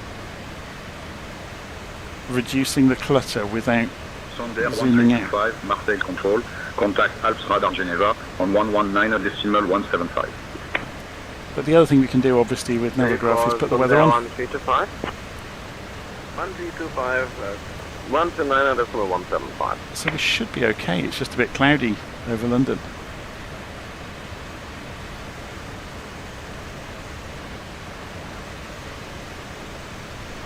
It's going to get dark in the cockpit soon, so should we start turning some lights on? Familiarise ourselves with where the light switches are. So, if we go shift 6, yeah, look, it didn't pick up shift 6 then. Bizarre. So they haven't got the dome lights up the top like the 7.3 family have. They're all going to be down here, aren't they? So if I go across here, no, there's the panel floods.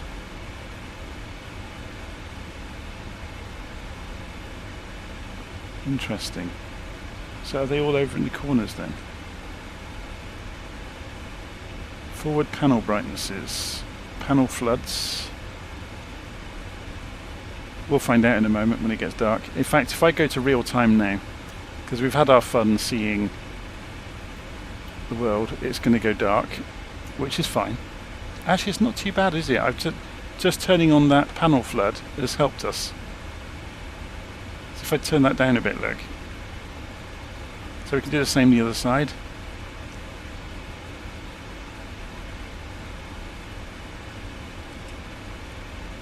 Then overhead, yeah, that's fine. We can see everything.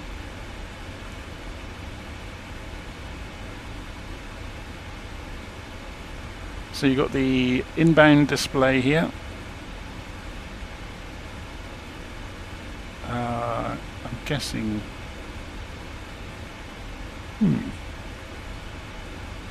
Well, inboard, I should say, not inbound. Inboard display. There's the outboard display. So I'm just wondering if that. Oh, it does work. It's just not too obvious in the dark that you are reducing the brightness on it.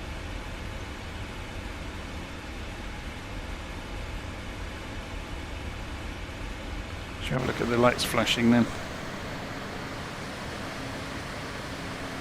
It does look cool, doesn't it?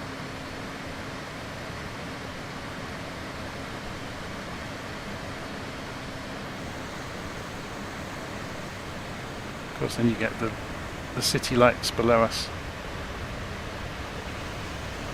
So what's the big city to the northwest of us that we're approaching? Lyon.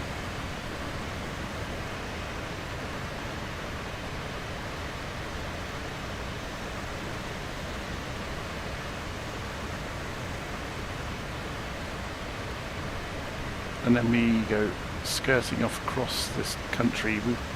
We're not going to see. Oh, we will see Paris, but not for a while yet.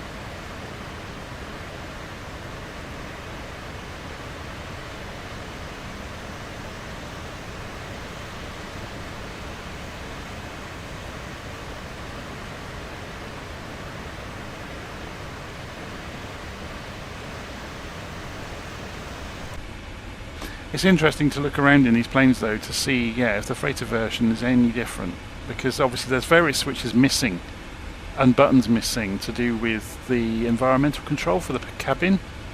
They're different. Grand Duke 123, contact nice approach on 130.83. Going to 130.83. So I wonder if this is any different than the rest of the aircraft. So if we were to go... EV78 Echo Papa, flight level 220. No, that looks the same. So far, so good. EV78 Echo Papa. So we've got rudder trim. Obviously the autopilot is trimming the aircraft automatically now.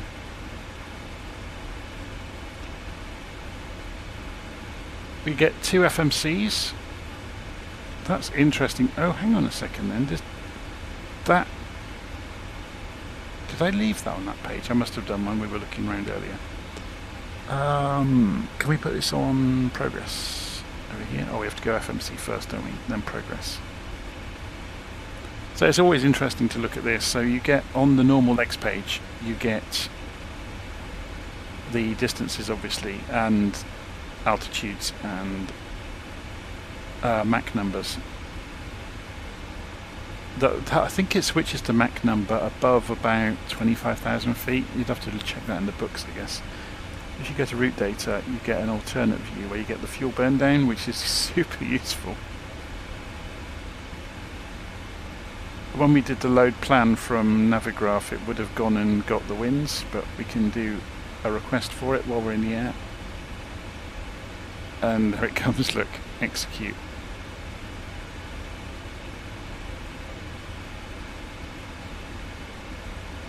It's very cool, there's so much information in play, isn't there?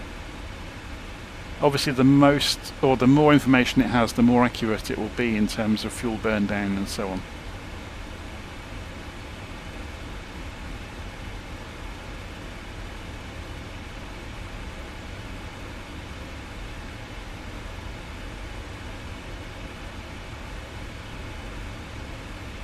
Should we put the heaters on?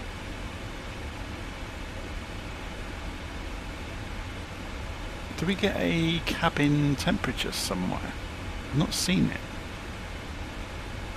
There's obviously there's outside temperature. Maybe they just go by, it's a bit warm in here.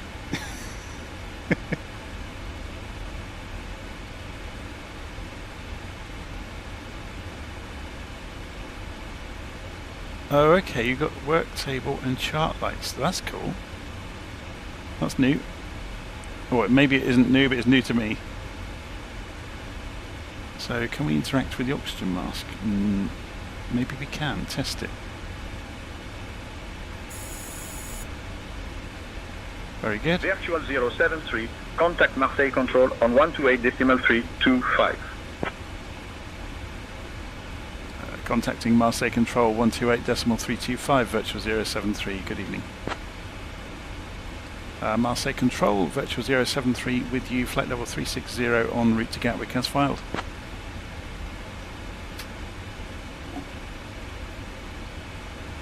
Virtual 73, Marseille Control identified. Good evening.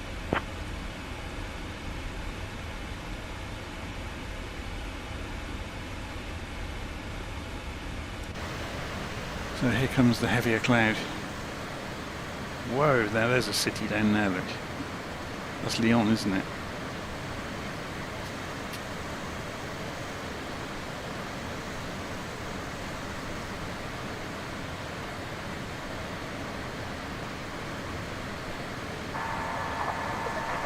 Ready for descent. Air France 17 Lima, climb flight level 270. We are ready for descent.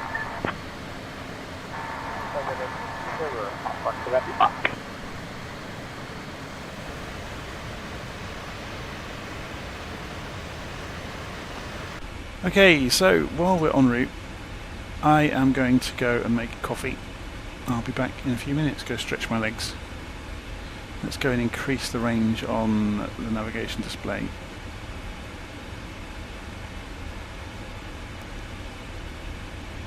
And we probably don't need quite so much information on display, do we? Can we put the weather on? Yeah, the weather radar works. Awesome, it's swiping around, look. Obviously there's nothing up at this altitude, but with this stuff coming in, it probably is worth... Oh yeah, there's a little bit showing, look. It's worth having it on.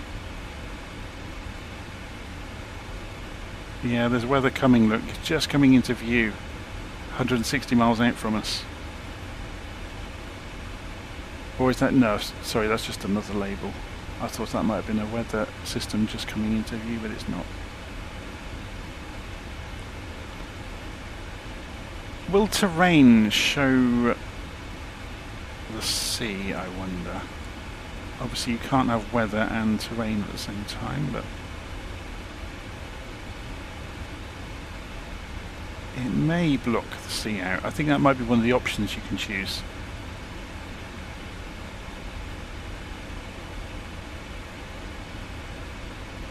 So you can see at the moment it's picking up some of the hills at Geneva. So this system of hills over here, it's just picking it up, look. Very cool.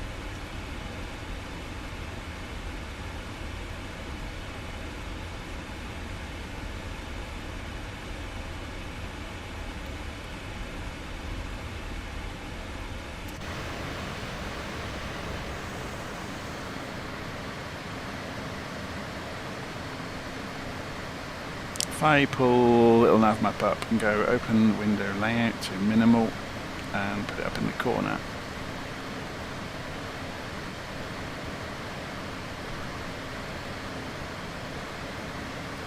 And you can see where we are at least.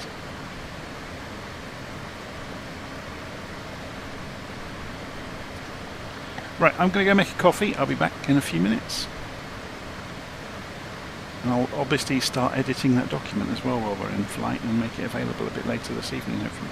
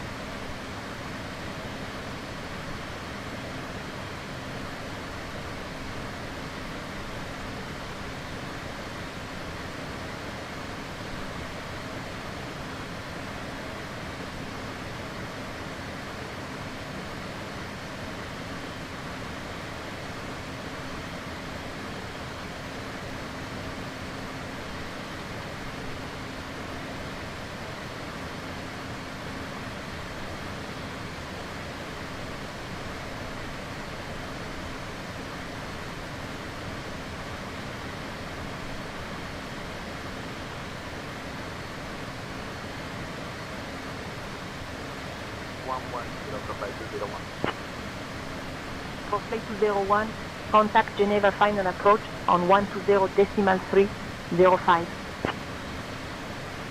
120.305 for flight 201. Suite 2 Quebec Delta, Marseille control, contact Bordeaux control on 125.79.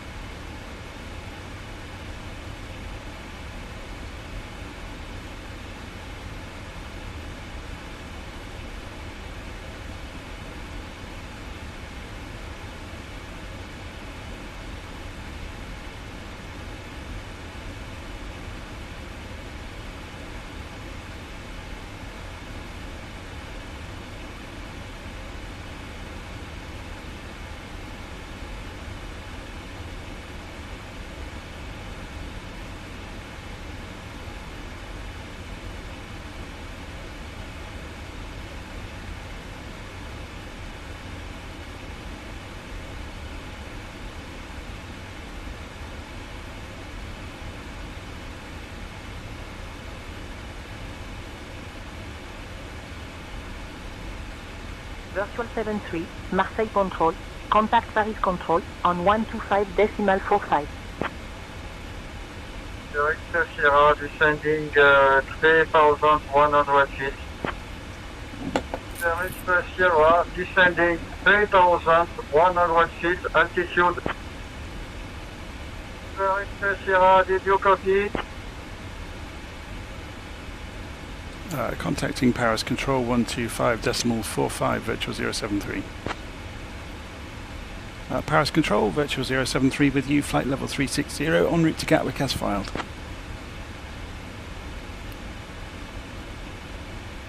Traffic.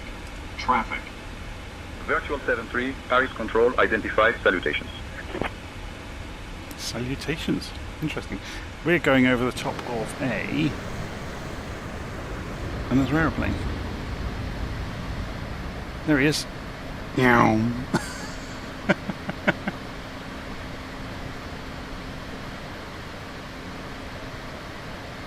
That was cool. You see his contrails lit up, look.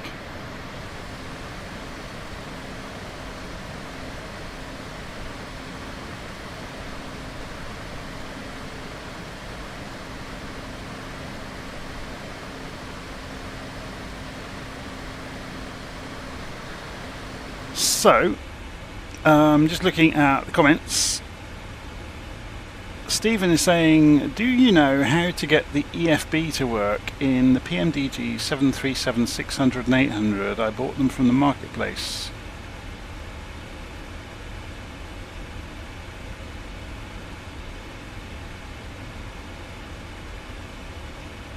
That's an interesting question. I wonder if the marketplace versions don't have the EFB,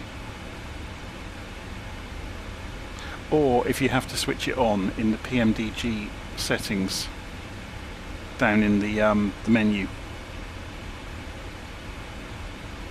I can't remember. I haven't got 2020. I haven't had 2020 installed since 2024 came out. A good way to find this sort of thing out is to go and ask Google Gemini, which I'm going to go and do on another screen and see what it comes back with.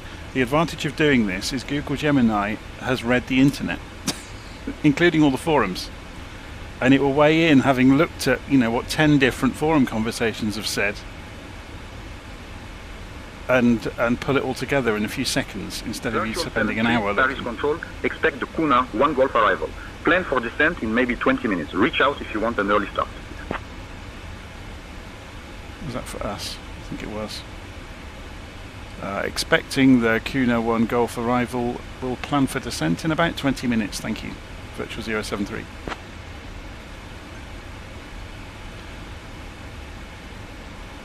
So I'll just look this up and then we'll go and have a look at the arrival information. So I'm going to put into Gemini, what are we asking it?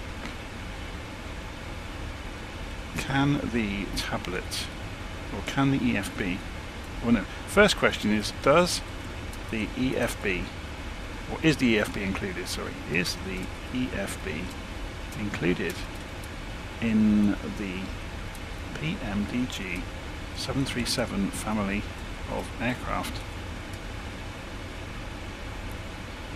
when purchased?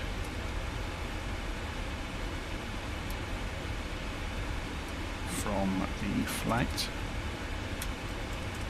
Simulator 2020 marketplace.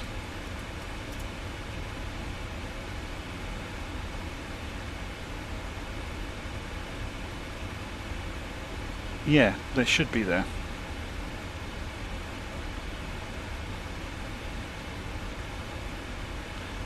You would need to update the aeroplane, mind, because they didn't used to have it. They are in the flight deck. They will not turn on. Ah, you didn't tell me that.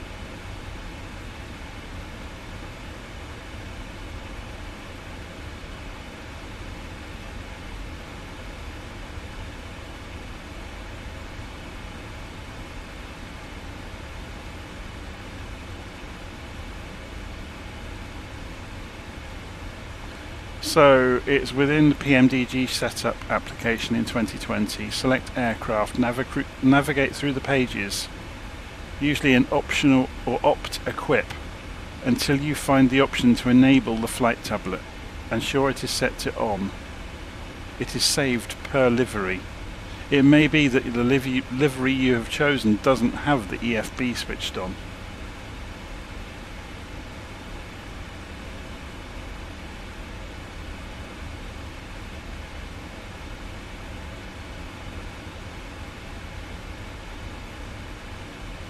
So I just found that out by asking Google Gemini. I asked it the very specific question and it came back with all sorts of options and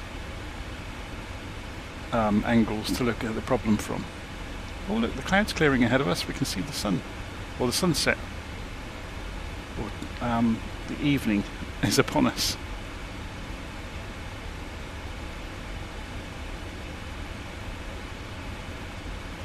So if we look outside, yeah, we can see the cities now. Look, it's clearing quite a lot, isn't it? There's some. The weather is all around us, but we're clearing the direction we're going. Look, so that's Paris out there.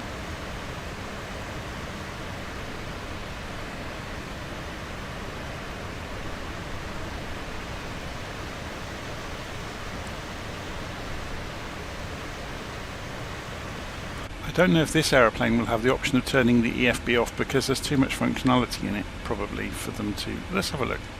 So if we go to PMDG setup and go to options,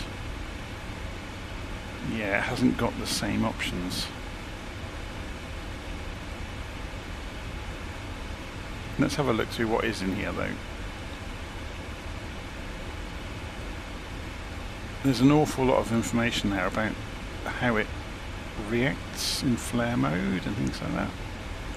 So different call-outs, more call-outs, time compression. Oh, it does automatic time compression.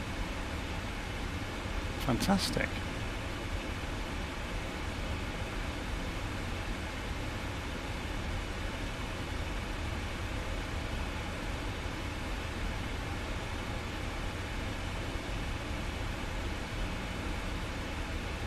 Equipment. Flight tablet, yes, no. So in the newer, in the 777 then, it is available in there. But if we turn it off, will it disappear? Let's have a look. So if we go aircraft, equipment, flight tablet, no. It's vanished. Good afternoon, DFL 361, request flight level change, flight level 200. Yes. And there it is again. DFL 361, descend flight level 200. So that might not be the answer.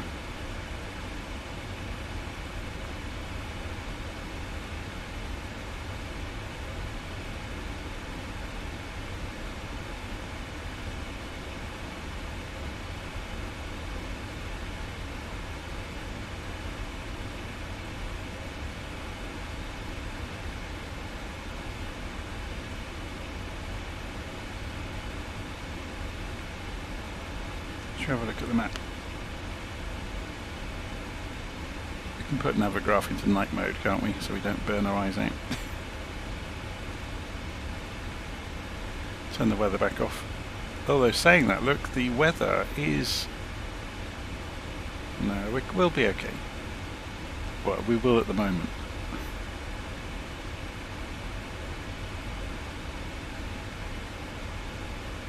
So let's go and familiarise ourselves with where top of descent will be. Is it marked on the navigation display? Yeah. Not for another 100 miles or so yet. Let's go and have a look at this approach then. So QNAV is the beginning of the standard terminal arrival route. Have we got any altitude restrictions? So flight level 160 will be our first target to descend.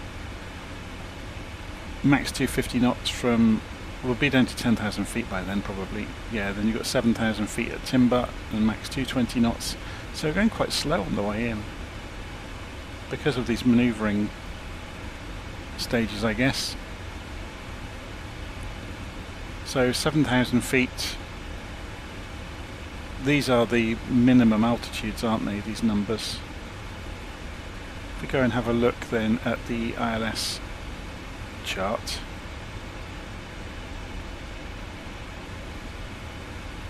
So there is a hold at Mayfield that we could put in and do it for a bit of fun, but we're not going to. So that's an interesting one, isn't it? Well, that's saying mandatory. And then 4,000, that's mandatory 4,000 for the hold. So then we've got 2,000 feet. And then coming in on the... Oh, that's the DME entry, sorry. I was just looking at that thinking there's not much information there. There we go, this is the one we'll be doing. So it's almost the same.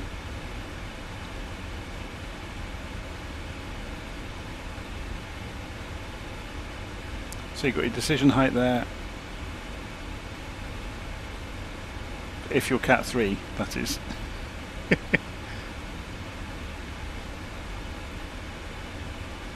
That's interesting, isn't it? Look. Cat 3B ILS. 0 essentially.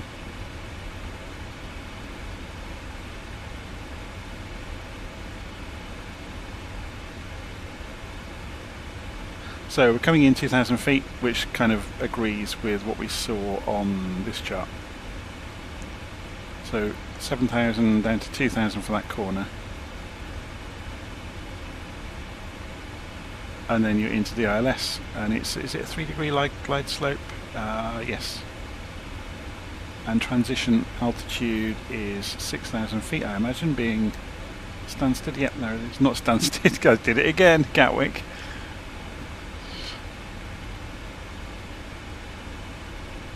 To reverse this, not everybody likes looking at the black and white.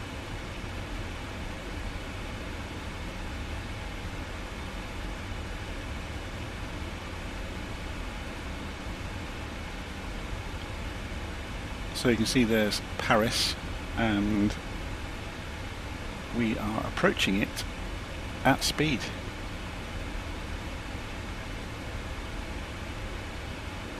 I wonder if there's any other traffic around in the sky.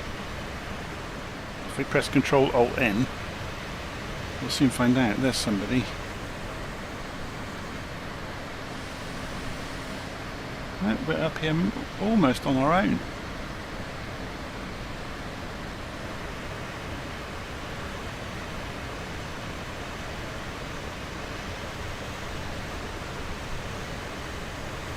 That story will be changing.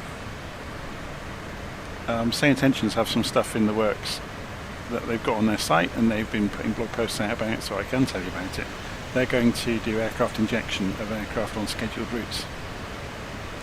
And you'll actually hear the airplanes you can see talking.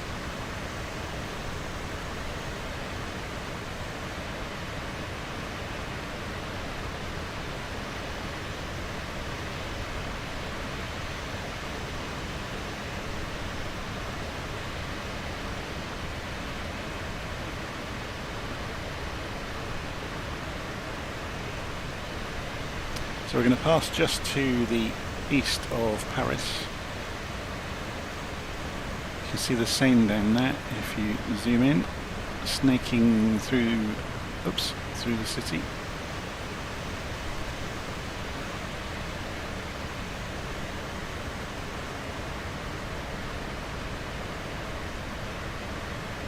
We sit inside, and I move the view around slightly for you.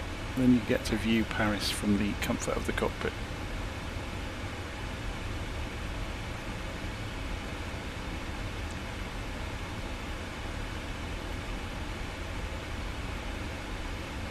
Somebody just going past to our left, look.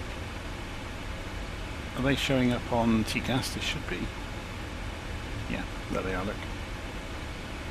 So we bring the range down. And if we look on little nav map, which can do this trick, if we go Windows, open, default, There's us, and then we go and turn on other aeroplanes in the sim, or other humans, but I haven't got it wired up for anything at the moment.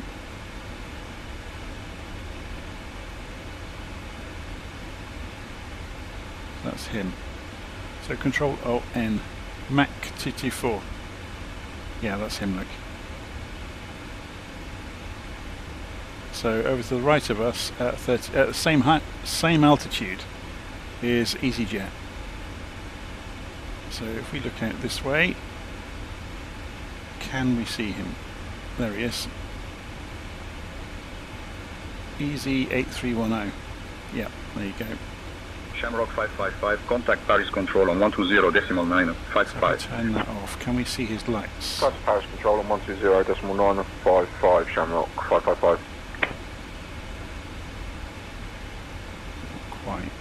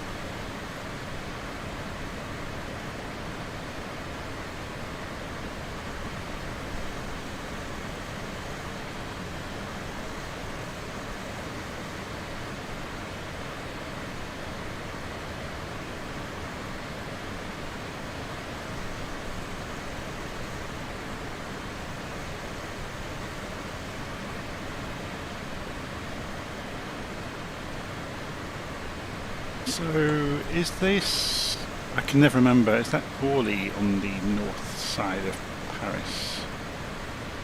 Oh no, it's Charles de Gaulle, or Charles de Gaulle. Orly's the other side, that's it, yeah. So that's, it's over there, look. So there's Charles de Gaulle then. Where's the other ones? So Charles de Gaulle, and there's Le Bourget is just behind it. It's there, okay.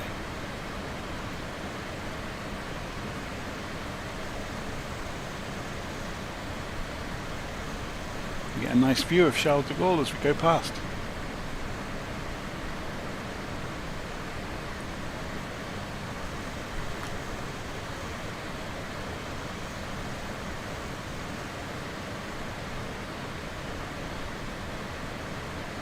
Drawing buildings in as we get closer, isn't it? Very cool.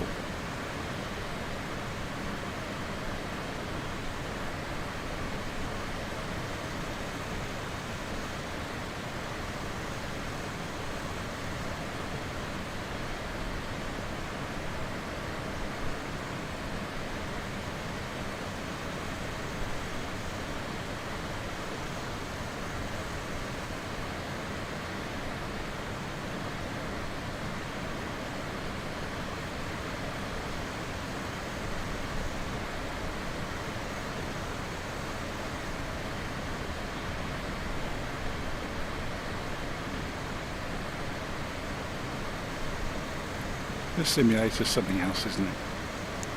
Such good fun. So we're heading off across the north of France and then across the Channel and then into Gatwick. So it's not going to take too long from here probably. I need to go and check top of descent, don't I? So let's go and have a look. We're about 40 miles out, 50 miles out from top of descent.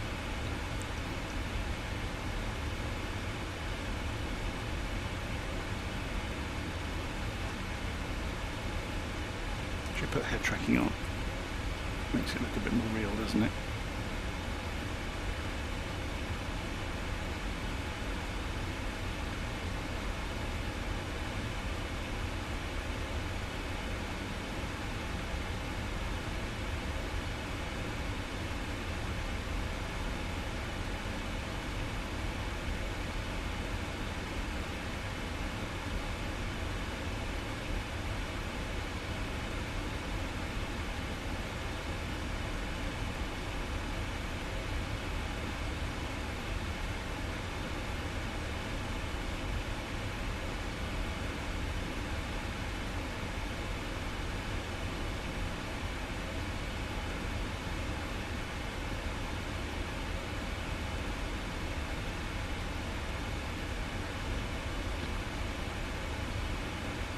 I become more and more paranoid the older I get at checking things in the aeroplane all the time.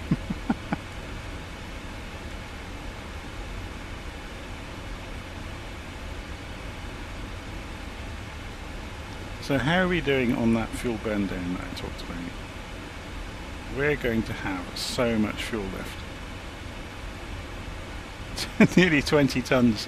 That's mad, isn't it? Actually, is this in pounds? Is this £20,000? Because that'd be 10 tons.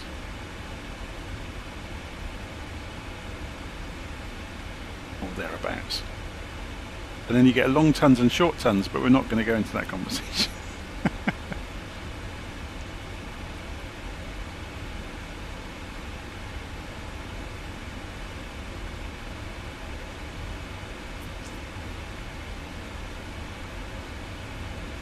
There's two more aircraft passing on the left side of us. We reduce the range down. Should we get... Does this give a direction vector? I don't think it does it?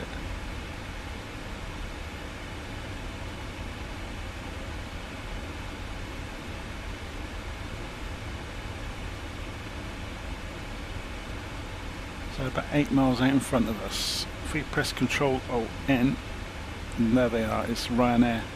So we should go straight through their contrail, or underneath it anyway. Because they are 4,000 feet above us.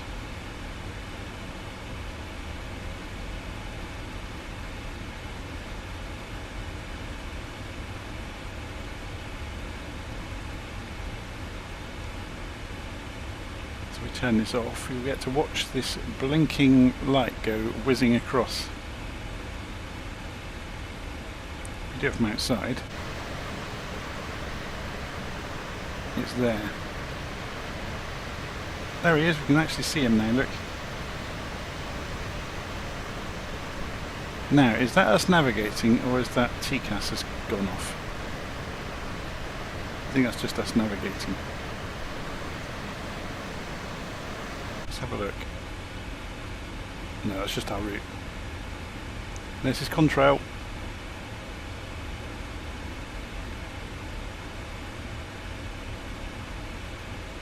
Very cool.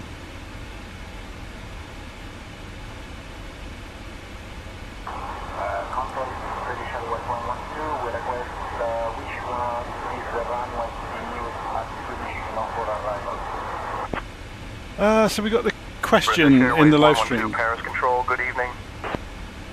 Is this airplane worth buying? To be honest, I would buy the passenger variant. Virtual 073, cleared Kuna 1 Golf arrival into London Gatwick. Whenever you'd like descent, flight level 060. Descending flight level 060 for the Kuna 1 Golf arrival into London Gatwick, Virtual 073. So we'll begin our descent. We don't have to do it quickly. Well, the autopilot won't do it quickly.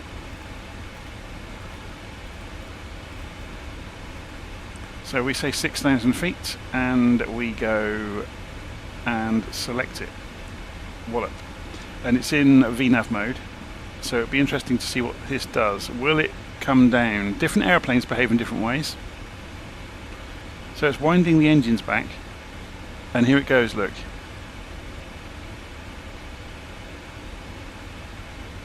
So my suspicion is, so you can see there's the profile. We're falling below the profile. It's only going to get to 1,000 feet, isn't it? It's a similar story to the Airbus, I think.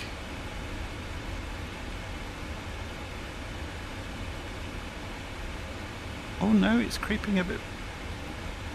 It's creeping into a steeper descent. That's interesting.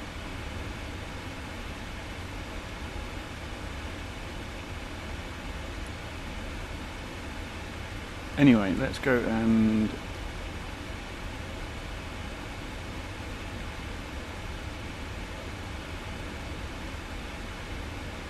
have a look at where we are.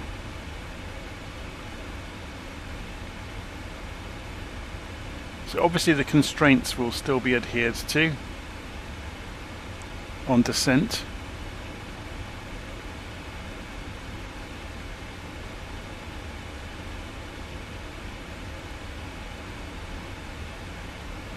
So we got, yeah, flight level 160 at AMDUT, which is just coming up here, look. So that's, we need to be at 160 for AMDUT, so that's what it will be targeting on the VNAV. Because that's the first constraint on the way down. We don't have any speed constraints.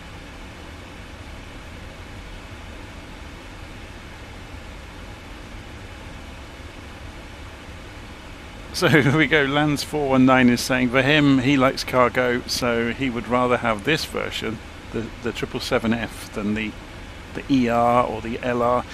There is a part of me that says that PMDG is fleecing everybody. Because, I mean, yeah, this is a difficult one.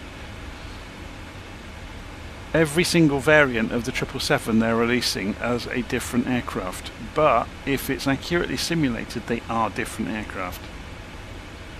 So it's not just a question of removing buttons and stuff. It's not a captain sim aeroplane then, if you, without wanting to cast aspersions. The aeroplanes behave as per the real ones, and their performance is pretty much, you know, to the book numbers. And the behaviour, you know, of actually controlling them is apparently very, very accurate to the real thing. So while it may seem, or while it may feel that PMDG are taking advantage,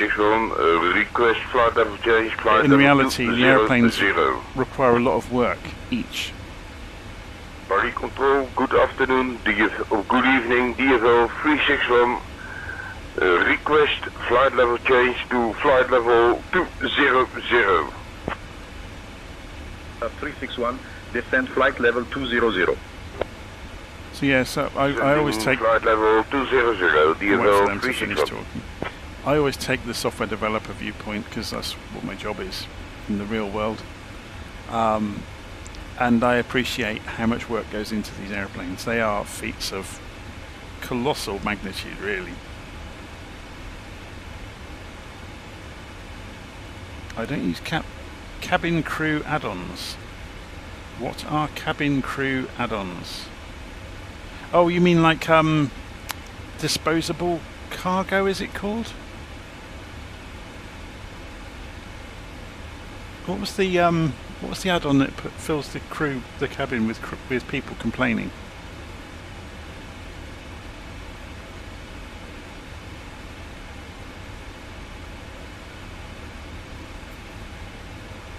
Yeah, the simulation of these systems. In a strange sort of way, each of these screens is like a mini emulator in its own right of a real system. And it's just, yeah, mind-blowing. Where you even begin to start with, well, obviously you could break it down and say, okay, this has got these elements on the screen and they have to behave in this way. But you end up with this enormous model that it's all following. And that's the real feat behind this, is the stuff you can't see. Of that modelling of the avionics systems and the decisions to simulate the laws that are enacted in the real aeroplane.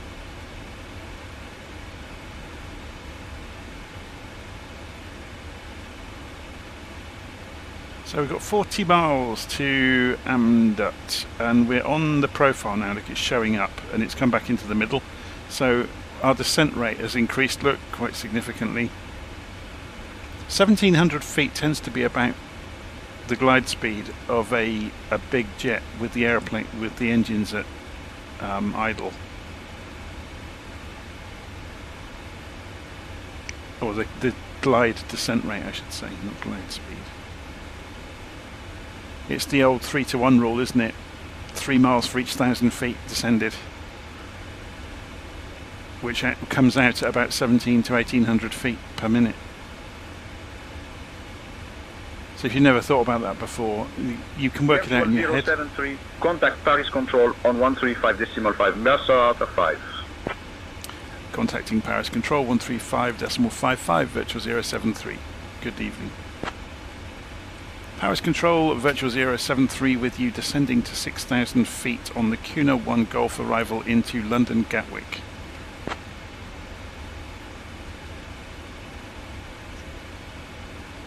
Virtual 73, Paris Control identified, good evening.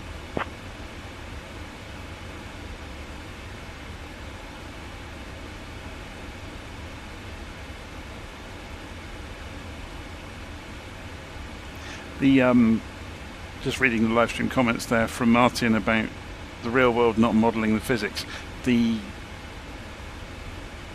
programming for real-time systems is very, very different than programming for the computers we have on our desks or in our pockets. Good evening, Speedbird 69, maintaining flight level 340. Speedbird 69 of Paris Control identified. Good evening. Yeah, so real-time systems work very differently. The programming languages are very different.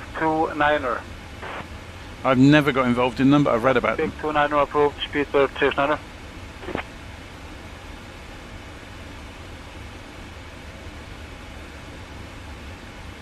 But there are specific programming languages related to programming for real-time systems. It's a different ball game. If you think about it, the navigation and avionics and everything on these airliners cannot slow down, cannot afford to.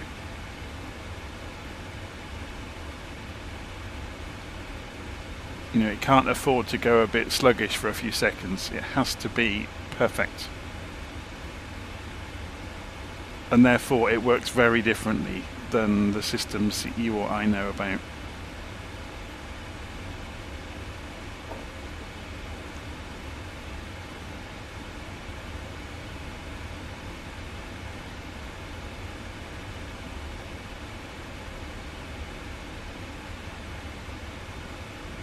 I think when it comes down to it, real-time systems tend to work where you have a process that runs doing jobs, on a strict schedule. And that will be nothing to do with rendering any of these displays. It will put the information at hand to one side and making copies of it available for other things to get at via an API, an application programming interface. So the other systems that are doing things like drawing the screens will be able to get the information from the system that's doing the flight directors, for example. So the flight director programming is figuring out by looking at the flight plan what the airplane needs to do next. The autopilot carries out that instruction. So they're two separate things, really. But behind all of that, you've got all of that rendered on the screens as well, but they're separate things, separate hardware that's reading the data that's given up by the other systems, saying here's what we're doing, you can do with it what you like, but we're not going to spend any time helping you. So then each of these other systems will use that information without causing any stress to the systems that are actually dictating that.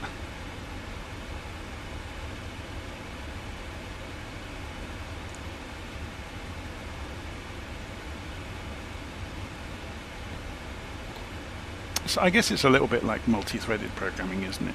With multiple cores. Right, we can see the end of our route approaching in the distance. So we're down to 21,000 feet. We're still on profile for the descent.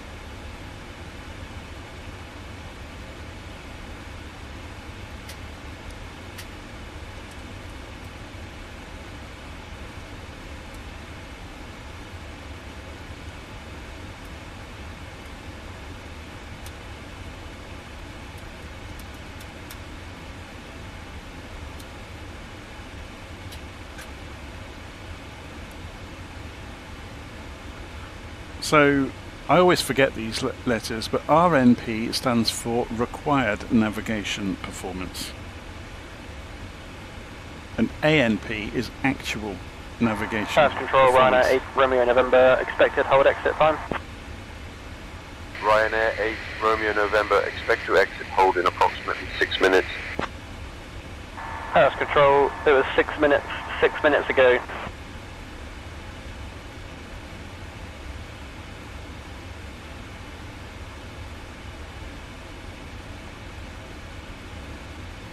Okay, we're getting that. So we've got live weather on, so apparently this is the weather that's over the southeast of England.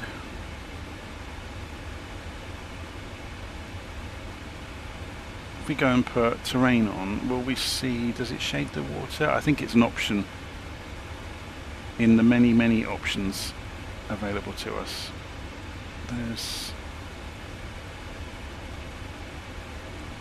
No, it doesn't colour the sea in. I'm not going to mess around with it too much because we are keeping an eye on this. Let's have a look at the plan then. We're just coming into the star now. So let's pull the diagram back up to give us some clear information. 160 at Amdut, then down to 7,000 feet at Timber. Paris Control, contact London Control on 133.18. Contacting London Control 133.18, virtual 073. Good evening. London Control, virtual 073 with you, descending to 6,000 feet on the Cuna 1 Golf star into London Gatwick.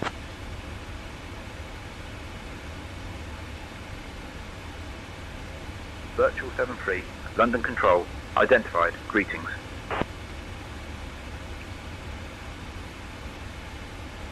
I need to have a piece of paper in front of me with the flight information on it. The crazy thing is, I've actually got a piece of paper that I designed, that I make available to others, and I rarely use it, but when I do, it makes things so much easier. I'll show you it after we've landed. Actually, I've probably got time now. If I pull up drive.google and put in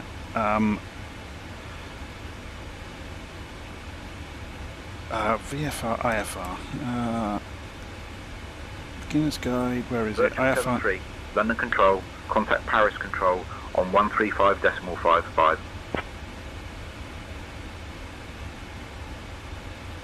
I think that's gone wrong.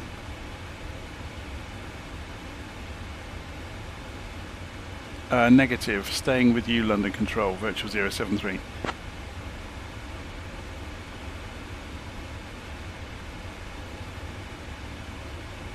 Virtual 073, roger, continue on the Cuna 1 Golf arrival and maintain 6,000 feet.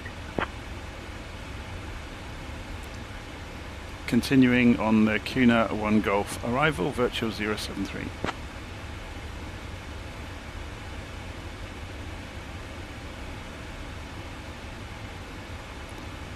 So just reading the live stream comments there, SayIntentions has a stack of stuff that you can't see yet, and I can't show it you either. Around aircraft injection, that's going to be such a massive game changer. It will mean that people in 2020 and 2024 can fly together, and potentially further down the road, P3D and X-Plane, and we'll all be able to fly together using it and see each other.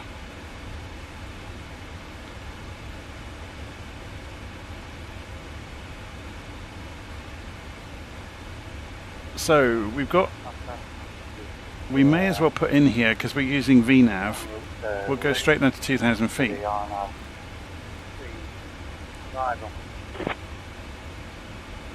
Charlie Alpha Sierra Papa London Control, good evening. Northium East We're still on the profile. So if we have a look outside, you'll see we're just about to come across the coast. Golf Sierra Papa descend and maintain 3500, turn right, heading 135. Virtual 073, descend altitude 3000, turn right, heading 325, vectors for the ILS runway 26 left approach. Interesting, so we're not doing it. Descend 3,000 feet, turn right, heading 325, vectors for the ILS runway 26 left approach, virtual 073. So turn right 325. So 325.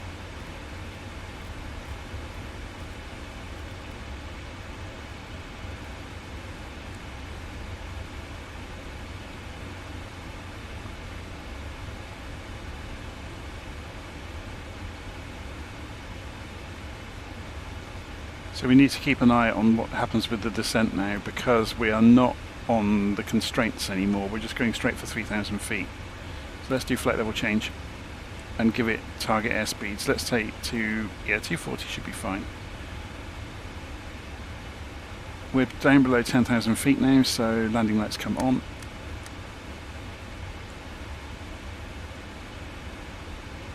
We'll also need to go and check the Virtual 073. Proceed direct CF26L, descend altitude 2000 until established on the localizer, cleared for the ILS runway 26 left approach.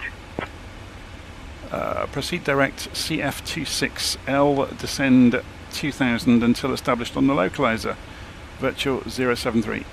So we need to go direct to CF26L, so we select it and pull it up to the top, and we execute that. Virtual 073, and we descend altitude 2000 feet until established on the localizer for runway 26 left at London Gatwick. Descending 2,000 feet for runway 26 left at London Gatwick, virtual 073.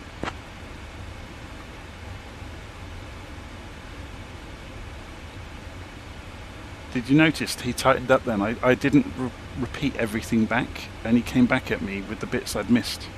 That was clever.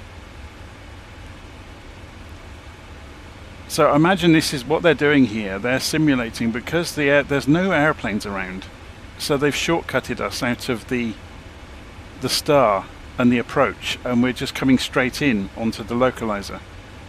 So I need to go and check before we get too close. Let's go and pull this down to 20 miles now. Let's get the speed down.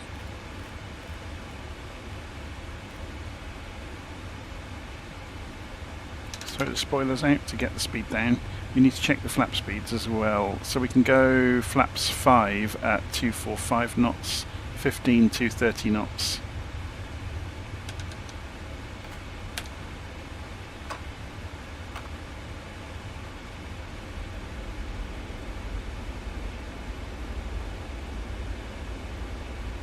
So we've commanded flaps 15, and we should see that come in.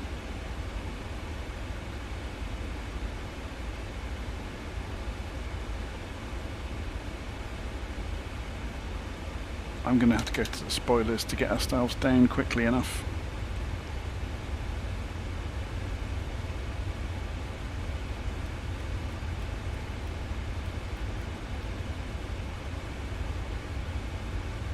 I'm just giving ourselves a gap. So let's have a look what's going on. Yeah, the trouble is this means nothing to us now. So we're having to go by the vector information, although we do want the frequency, don't we, just to make sure. So 110.9, 257 degrees. 110.9, 110.9, 257, that's all correct, good. We'll turn the terrain off, get a nice clear view. We'll put the TCAS back on TA, so it doesn't steer us away from our course. We just have to keep our eyes open. There's another airplane over there, look, another one there. They're all on the approach path, aren't they? So we're down to 4,000 feet.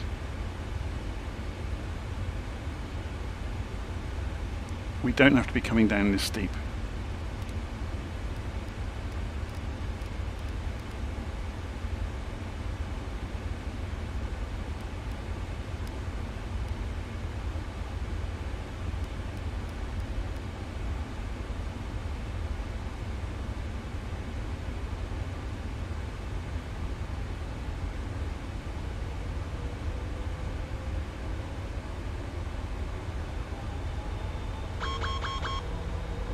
It's just complaining about the speed brakes, that's fine.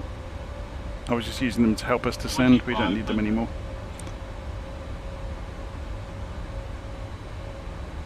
Okay, we're now on target, look, to descend at a sensible rate to get to our target altitude exactly when we need to be there. So let's put the landing... Traffic.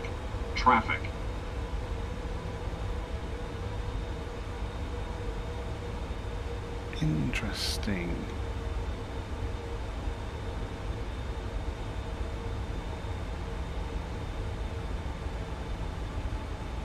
So if we put this over to approach mode soon, when we make the turn, you can see, look, there's a plane right there. Look, that's why we turned TARA off.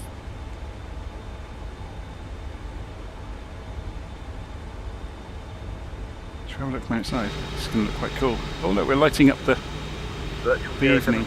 Traffic at your 12 o'clock, 3 miles, 3000 A320.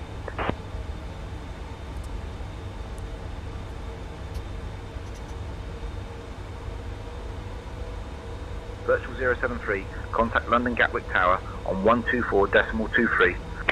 Contacting London Gatwick Tower 124.23, virtual 073. Traffic. Oh my word, look.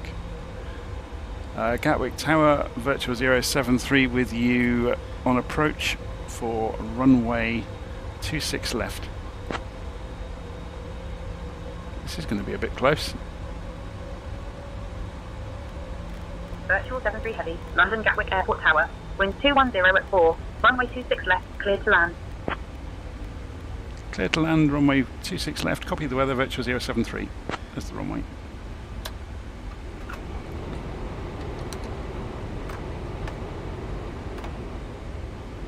And we go for approach mode. Or have we missed? I think we've missed the glide slope. So we'll just turn off the autopilot and cancel the alarms. Oh, we don't have to. Interesting.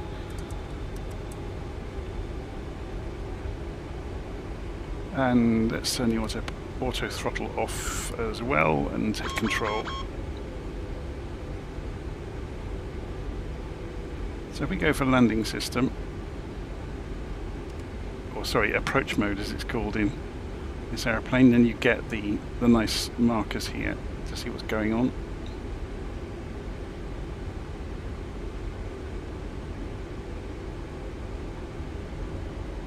So I'm just getting us back onto the glide slope. 1000.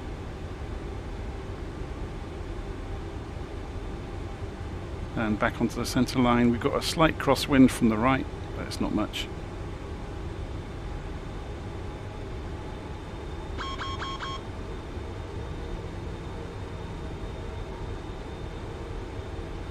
Going a bit low.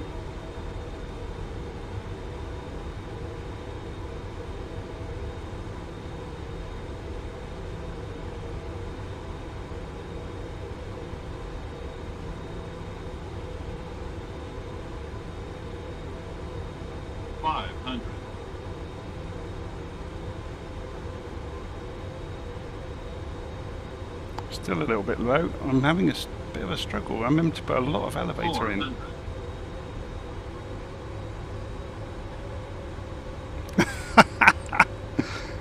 That always makes me laugh when that happens in the sim. 300. Glide slope. 2. Glide slope. Glide slope. Glide slope. Glide slope. Glide slope. Glide slope. Glide slope. Glide slope. Yeah, that other aeroplane put me off a little bit, but oh well. We're okay. 100.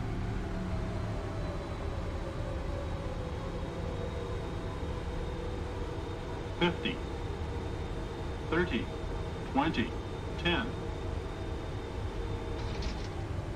Look how big we are compared to that plane in front of us. I've just hit the anchors to try and stop us before we run into him. That wasn't the best landing ever, but it'll do. Virtual 073, welcome to London Gatwick. Contact ground on 121.805.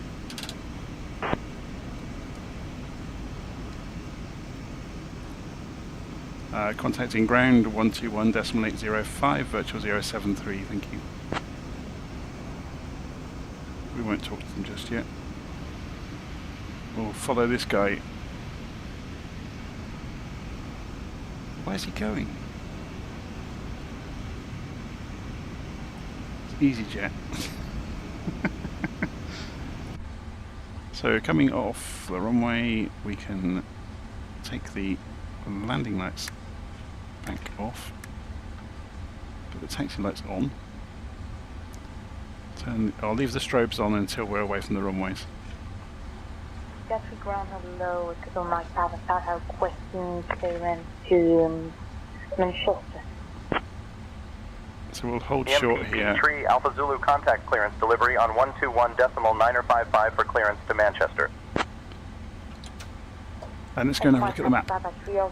Requesting clearance to Manchester. So we want to go to Gulf really, don't we? EMPP Tree Alpha Zulu, London Gatwick ground contact clearance delivery on 121.955 for clearance to Manchester. Information India is current. Gatwick ground virtual 073, holding short Gulf to cross runway 26 right, requesting taxi to parking.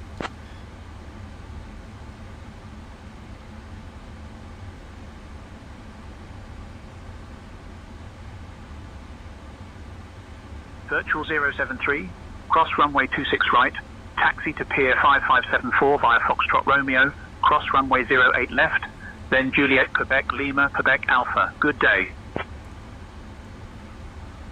My word. Taxi to Pier 5574 via Foxtrot Romeo, cross runway 08 left, then Juliet, Quebec, Lima, Quebec, Alpha. Good evening. So,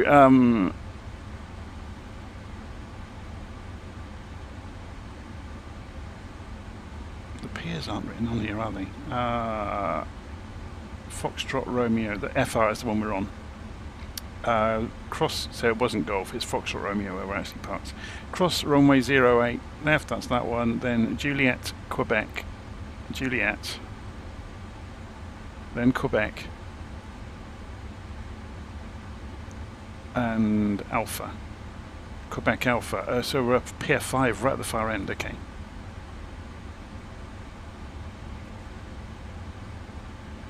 At least we know where we're going now, hey?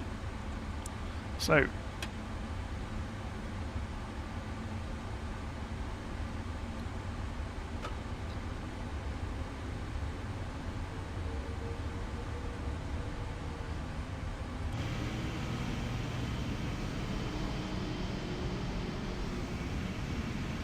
nothing coming, is there?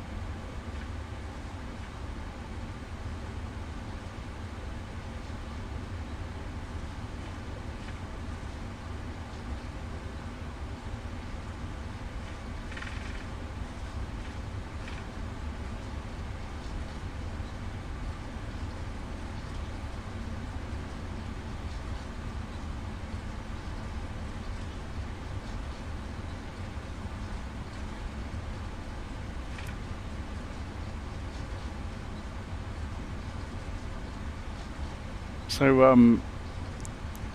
everybody laughing at the Delta 5 slightly we're at stand 122. rushed approach. Requesting push and start. And the bumpy landing. That's Delta 5128, push and start approved. Face west. The only defence I have is I'm in a different aeroplane every day in the sim. Delta It's very 5128, rare that I fly contact two tower planes 134 back to decimal back, or 23 the same so plane long. back to back. It showed up actually. I flew the. Well, let me just hold on here a second. I just want to see where we are. It showed up. I flew the A350 twice in a row this week. We're going to Quebec, aren't we? So one, two, third on the left. Yeah, I flew the A350 twice in a row and nailed it the second flight, because it's such a rare thing for me to fly the second plane, or fly a plane a second time back to back.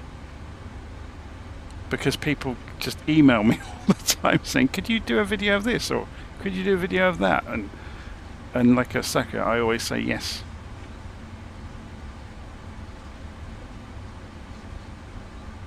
Looks like something in Close Encounters of the Third Kind coming down the runway, doesn't it?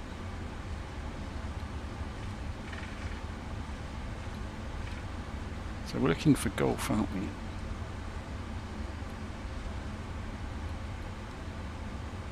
Can't quite read them.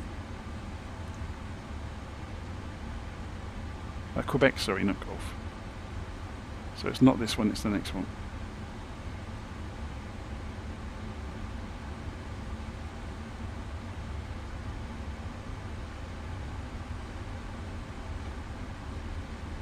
There we go, Quebec. Painted on the floor in giant writing.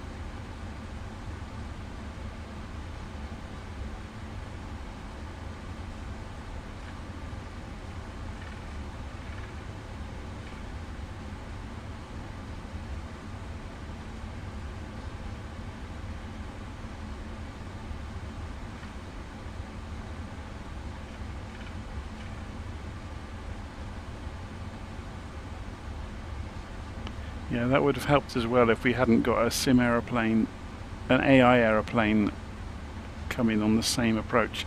But the development I was talking about that SayIntentions are working on will do away with that, because you will be sequenced in with the other aeroplanes in the airspace in the same way that you would if you were on, you know, a flight with a group flight with ATC or with VATSIM. So the separation would be taking account of, which obviously it isn't at the moment with the AI planes. So you have the option of either just turning the AI planes off and having a very empty world, or having amusing situations like we saw happen. So can I cut straight across here? Yeah, I think I can. Well, not straight across, we'll try to follow the lines a little bit. This new INI builds Gatwick looks amazing, doesn't it?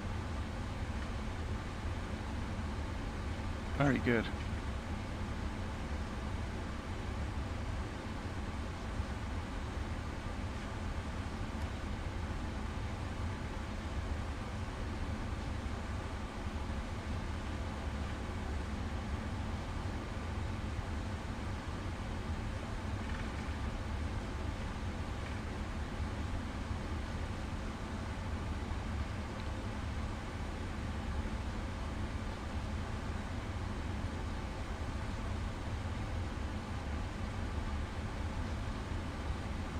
So should we just pick somewhere to park? This will do, won't it? I think anywhere up in this corner was good, to be honest.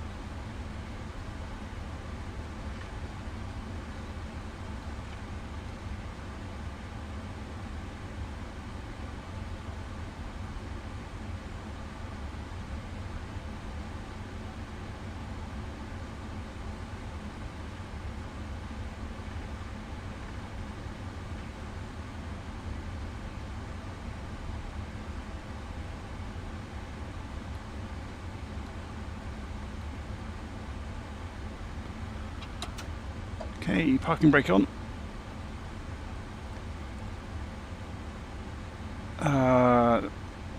Taxi light off.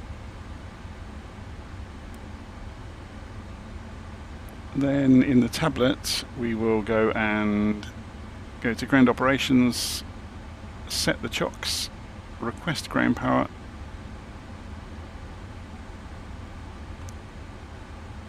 and it's available, we'll switch it on. And then we can turn off the engines. We can call ground and say we're on the blocks. Gatwick ground, Virtual 073 is on the blocks.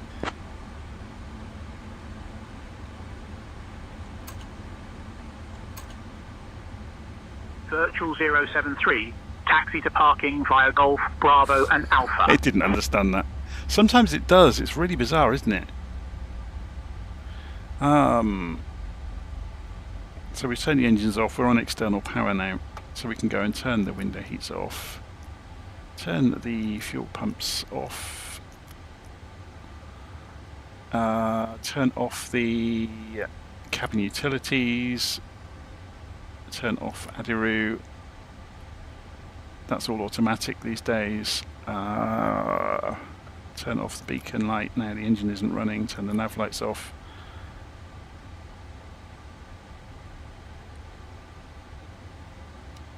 No smoking sign to off, doesn't make any difference. Emergency lights can go back to off. Oh no, you have to leave it uncaged for it to stay in the off position. And then obviously we can do the last few bits, which will go completely cold and dark.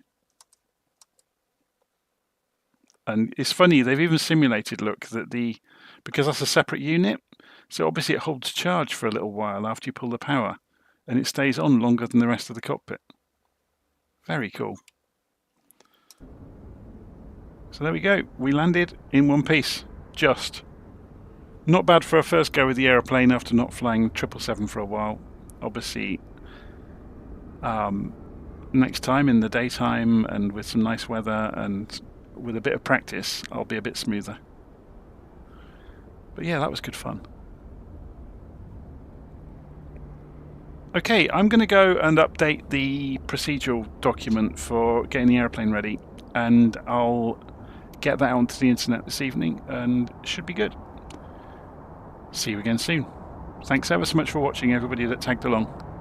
That was good fun. Look how busy the sky is around London. If we press Alt-N, oh no, Control-Alt-N, sorry, there's quite a few aeroplanes around.